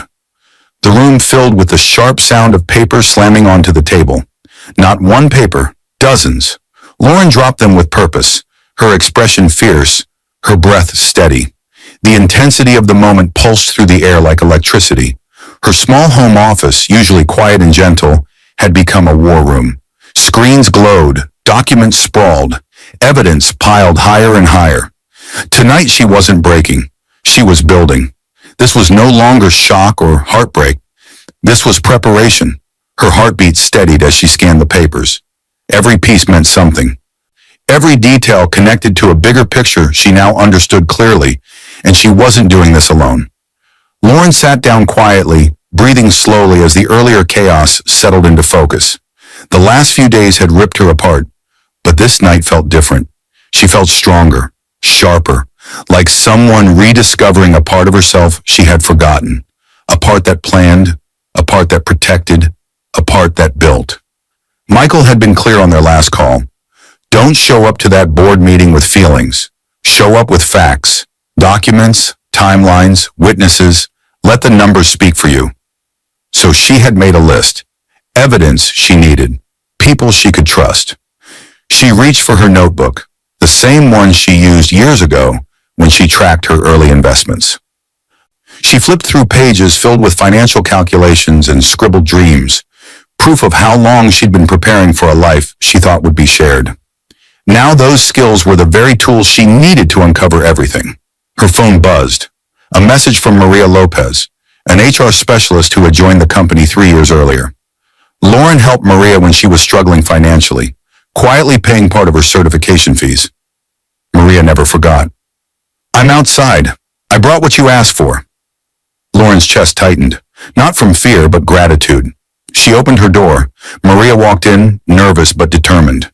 Behind her were David Collins, a data analyst Lauren once mentored, and Riley Stone, a junior developer she helped during a family emergency last year. 3 people, 3 witnesses, 3 quiet allies. None of them looked like fighters. All of them were loyal. Maria clutched a sealed folder. These are the HR complaints. The ones that went missing from the main system, she said, voice trembling. I had a bad feeling when I was told to archive them off the record, so I made copies first. She opened the folder.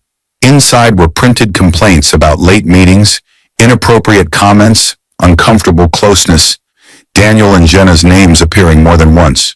Lauren thanked her softly. Next, David stepped forward and opened his laptop, turning it toward her. I pulled timestamps from the company card purchases, he said. The finance system flags unusual patterns, remember? You're the one who asked us to build that alert feature. I exported the logs before anyone changed the rules. Hotel receipts, restaurant bills, duplicate entries, all tied to Daniel's executive card. And the timing? Late evenings, weekends, overlapping with Jenna's work calendar. Then Riley stepped forward and placed a USB drive on the table. Security footage from last month, he said quietly.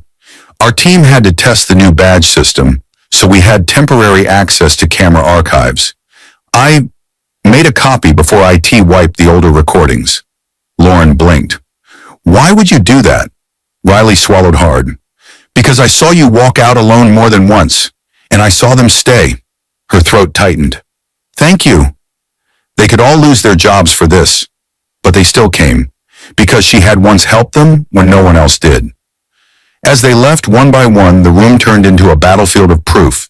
Screenshots, HR statements, finance spreadsheets, security footage logs, shared calendar overlaps, hotel receipts with matching timestamps, deleted messages recovered. The silent army had delivered more than she expected. Lauren stacked everything neatly. Everything had a place. Everything had a purpose. This wasn't just emotional revenge. This was corporate justice. Then she remembered something. The locked drawer. The drawer she'd never let Daniel touch. The one she kept hidden since the beginning. Her pulse quickened. She stood, walked to the drawer and retrieved the key she kept tucked inside an old book. The key slid in smoothly. The drawer opened with a soft click.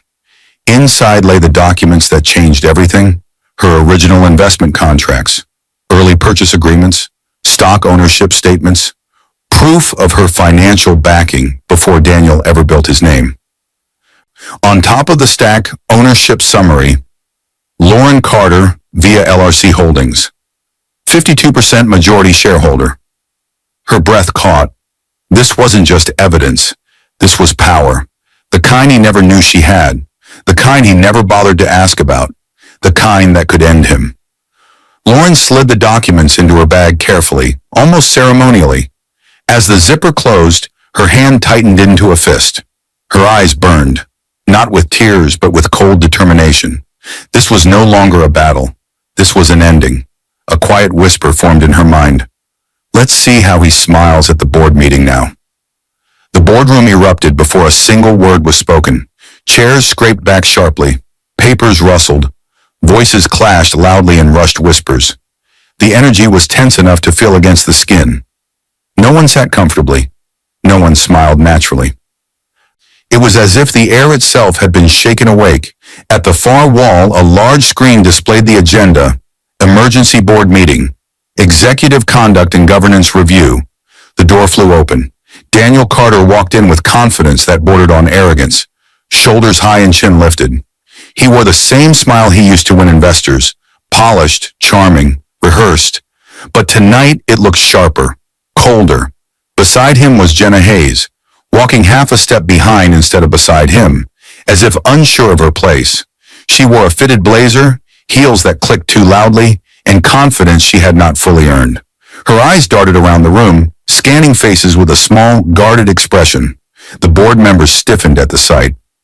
Daniel took his usual seat near the head of the table. Jenna slid into a chair slightly behind him, on the side, not at the board level. She wasn't a board member. She was here because Daniel had insisted she be present for context. But their eyes drifted, slowly, cautiously, to the far end of the polished table. To the seat no one expected to be filled. To the woman who had walked in quietly 10 minutes earlier. Lauren. She sat still, calm, hands folded over a neat stack of documents resting on the table. Her posture was composed, almost serene. She wasn't dressed for battle, just a simple, elegant outfit, but her presence carried a weight none of them could ignore. Michael sat a few chairs away from her as a legal observer for a major shareholder, introduced simply by Mr. Grayson at the beginning. He had not yet said whose interests he represented. Daniel's confident steps faltered for a fraction of a second when he finally noticed her. "Lauren," he said, surprise breaking through his charm. "What are you doing here?" His tone carried annoyance disguised as confusion. Lauren didn't answer. She didn't need to. Her presence was her answer. She kept her breathing slow, steady. She remembered what Michael told her over coffee that morning. Go, sit, say nothing until the moment is right. Let them reveal what they know, then show them what they missed. So she sat, silent, still, unshakable. While Daniel looked agitated, Lauren observed the room with quiet precision, just as she used to do with financial audits. The board members were uneasy. Some exchanged looks. One man adjusted his glasses 3 times. Another woman tapped her pen nervously against her notebook. They knew something was coming. They just didn't know from where. Jenna shifted in her seat, crossing and uncrossing her legs. She leaned toward Daniel and whispered something. He nodded, but his eyes kept flicking back toward Lauren. For the first time in a long time, he looked unsure. Lauren stayed motionless, documents in front of her, eyes soft but sharp. The boardroom door closed with a heavy thud. Silence settled. The board chair, Mr. Howard Grayson, a dignified man in his late 60s, cleared his throat. He had been with the company since the early days. He had watched Daniel grow from an ambitious dreamer into a CEO, and watched Lauren support him from the background. "Let's begin," Mr. Grayson said, voice firm. Daniel leaned back confidently. "Please," he said, "let's discuss our upcoming expansion. I prepared numbers and—" But Mr. Grayson lifted a hand. "No, the agenda has changed." Daniel's smile stalled. "Changed? Why?" Mr. Grayson's eyes swept across the table before settling on Daniel. "We need to discuss executive misconduct and governance concerns," he said. The words hit like thunder. A wave of whispers surged through the room again. Jenna stiffened, fingers tightening around her pen. Daniel gave a short laugh, forced, strained. "Misconduct? Howard, this is ridiculous. If someone filed a complaint, It's just the usual noise from employees who don't understand what real work looks like. Jenna nodded quickly beside him. Too quickly. The board members looked unimpressed. Mr. Grayson's expression remained still. This is not noise, he said. This involves financial irregularities, HR violations, and questionable decisions in leadership appointments, especially in the promotion of Mr. Hayes and the demotion of our long-serving Director of Finance and Strategy. Jenna swallowed. Her fingers twitched. Daniel tensed. Lauren's gaze lowered slightly, watching everything with quiet patience. Daniel scoffed. This is absurd. If anyone should be addressing leadership performance here, it's me. I'm the one who... He stopped mid-sentence, because Mr. Grayson raised a document and asked the question that froze the room. Before we proceed, Mr. Grayson said calmly, we need to confirm that our majority shareholder is present. Daniel straightened instantly, indignation flashing across his face. I'm right here. His voice was firm, certain. Michael's eyes flicked briefly toward Lauren. Mr. Grayson didn't look at Daniel. Instead, he turned, slowly, deliberately, to the far end of the table, to where Lauren sat. Missouri Carter, he said with great clarity, thank you for joining us on behalf of LRC Holdings. The entire room fell into stunned silence. Daniel's eyes widened. Jenna's jaw dropped. Lauren lifted her gaze at last, her eyes calm, her posture unmoving, her power undeniable. The storm had officially begun. A single thought echoed in Lauren's mind. Now, they see. The boardroom erupted into chaos the second Lauren stood, not with shouting, with tension. The kind of tension that slammed into every chest and made the air feel too heavy to breathe. Several board members shifted in their seats. One man's pen dropped from his hand. Jenna's fingers slipped off Daniel's arm, and Daniel's face turned an alarming shade of white, as if the floor had tilted beneath him. Lauren didn't raise her voice. She didn't need to. The intensity of her presence was louder than any shout. Daniel broke the silence first. Lauren, he said shakily, you're the majority shareholder? He laughed, but it cracked midway. You? That's impossible. Lauren met his disbelief with calm eyes. It's not impossible, she said softly. It's simply something you never bothered to ask about. Board members exchanged stunned looks. Mr. Grayson leaned forward, studying Lauren with a mixture of respect and recognition. Ms. Carter, he said, for the record, would you like to explain your position? Lauren nodded once, and then she opened her folder. For a moment she paused, not to collect herself, but to absorb this moment fully. Her mind flickered back to her younger self, the girl who worked 2 jobs, the girl who invested in small companies no one believed in, the girl who saw potential in Daniel long before success touched his name. She had poured herself into his dream, believing they were building a future together. But tonight, she stood alone, not as a silent supporter, not as a wife seeking answers, but as the woman who owned more of this company than anyone sitting at that table. Her reflection ended. It was time. She placed the first document on the table. Investment contract, year 1. I invested in this company before it had a name, she said calmly, through a holding company called LRC Holdings. Second document, purchase agreement, year 2. I helped fund the first software build and early hires. Third document, additional shares record, year 3. I reinvested when we almost couldn't make payroll. She placed the final document down. Ownership summary, LRC Holdings, 52% of Carter Systems voting shares. Beneficial owner, Lauren Carter. This company grew because I believed in it, and in you, Daniel. Daniel's mouth opened, but no words came out. Jenna swallowed hard, sliding her chair back an inch. Lauren rested her hand on the stack of papers. Her voice remained steady. But belief, she continued, does not excuse betrayal. She lifted the next folder, marked in red. As majority shareholder, she said, I am exercising my right to review the conduct of the current CEO. She slid spreadsheets across the table, clearly labeled with dates and signatures.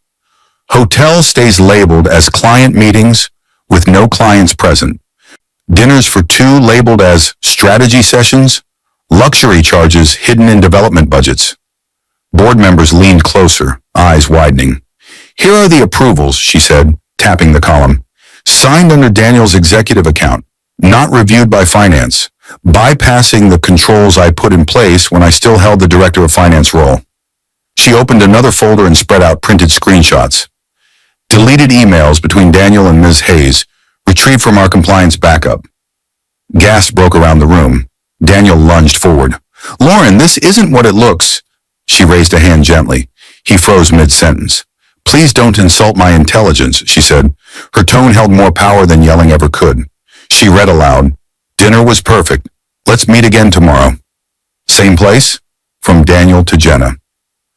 Another. Don't worry, Jenna. I'll take care of your promotion. She won't make noise. And another. She's too focused on the numbers to notice anything. We're safe. Jenna's face drained of color. Then came the HR complaints Maria had saved. Staff reporting uncomfortable comments. Late-night work sessions. Fear of speaking up. All filed. All forwarded. All buried. Every one of these, Lauren said quietly, should have triggered an investigation. Instead, they disappeared while Daniel pushed through a demotion for me and a promotion for Ms. Hayes. Jenna's lips parted. I didn't know you owned the company, she stammered. Lauren's gaze didn't soften. You didn't need to know what I own, she replied. You just needed to respect where you work. She turned to the board. Her promotion came with unauthorized bonuses and questionable justification. Based on the evidence, I request that the board suspend Ms. Hayes from her role, effective immediately, pending full investigation. Mr. Grayson looked around the table. Heads nodded one by one. Motion to suspend Miss Hayes, he said. All in favor? Hands rose. Every one of them. The color drained from Jenna's face completely. She stood, took a step back. Another. Daniel reached toward her, but she gently moved her arm away. Her eyes glistened, not with loyalty, but with fear. Without a word, she left her chair and moved to the side wall, away from the table, away from Daniel, away from power she thought she had. Lauren inhaled slowly, letting the entire boardroom fall into silence. As majority shareholder, she said with quiet authority, I am calling for a vote on the immediate removal of Daniel Carter as CEO of Carter Systems. Daniel's voice cracked. Lauren, please, don't do this. We can talk. He stood, trembling. We built this life together. Please, I made mistakes, but Lauren didn't flinch. You made choices, she said softly, and choices have consequences. Mr. Grayson looked to her, then to the rest of the board. Motion on the floor, he said. Removal of Daniel Carter as CEO, effective immediately, subject to contractual terms. All in favor? Hands went up around the table. Slowly, heavily, but firmly. The board had spoken. The majority shareholder had led them there. Daniel sank back into his chair as if his bones couldn't hold him anymore. Tears filled his eyes. Lauren, I'm begging you. She reached into her bag. And then, with devastating calm, she placed one more document on the table. Divorce papers. Signed. Stamped. Filed earlier that day. The entire room turned silent as stone. Daniel stared at the papers with a horror that stole his breath. Lauren slid them forward. This, she whispered, is also effective immediately. You will receive service through the proper channels, but I wanted you to see it now, on the same table where you thought you could cut me out. Her eyes lifted, steady, cold, unshakably clear. Inside her mind, a quiet thought surfaced. One final step, then I walk away for good. The shouting began before the boardroom door even closed behind her. Lauren walked down the hallway calmly, but behind her, Daniel's voice exploded in panic. No, wait! Stop! You can't do this! The intensity echoed through the entire building. People stepped out of offices, startled. Chairs rolled, papers dropped. Every employee turned toward the sound like witnesses to a storm breaking. Security moved in quickly, not rough, but firm. 2 guards escorted Daniel Carter, the former CEO, out of the boardroom he once ruled. Company policy required security presence whenever an executive was removed to protect everyone, including him. His face was pale. His hands shook. His suit jacket hung crooked from where he'd grabbed it in desperation. He tried to reach for Lauren, even as guards guided him down the hallway. Lauren, please, don't leave me like this. We can fix this. But she kept walking, Not fast, not angry, just steady, as if the weight she had carried for years had finally lifted. Employees whispered as she passed, not in judgment, in awe. Her quiet strength had become visible to everyone. Jenna Hayes stood near the elevators, mascara smudged, her face drained of all confidence. A security officer from HR waited beside her with a folder, her suspension notice. She didn't move to help Daniel. She didn't speak. She simply stepped backward, as if she didn't recognize the man she had clung to. Then without a word, she took the folder, signed the acknowledgement with shaking hands, and left the building in the opposite direction. Daniel watched her go, his last ally, gone. He collapsed to his knees for a moment as the guards continued guiding him toward the exit. Lauren finally stepped outside the building.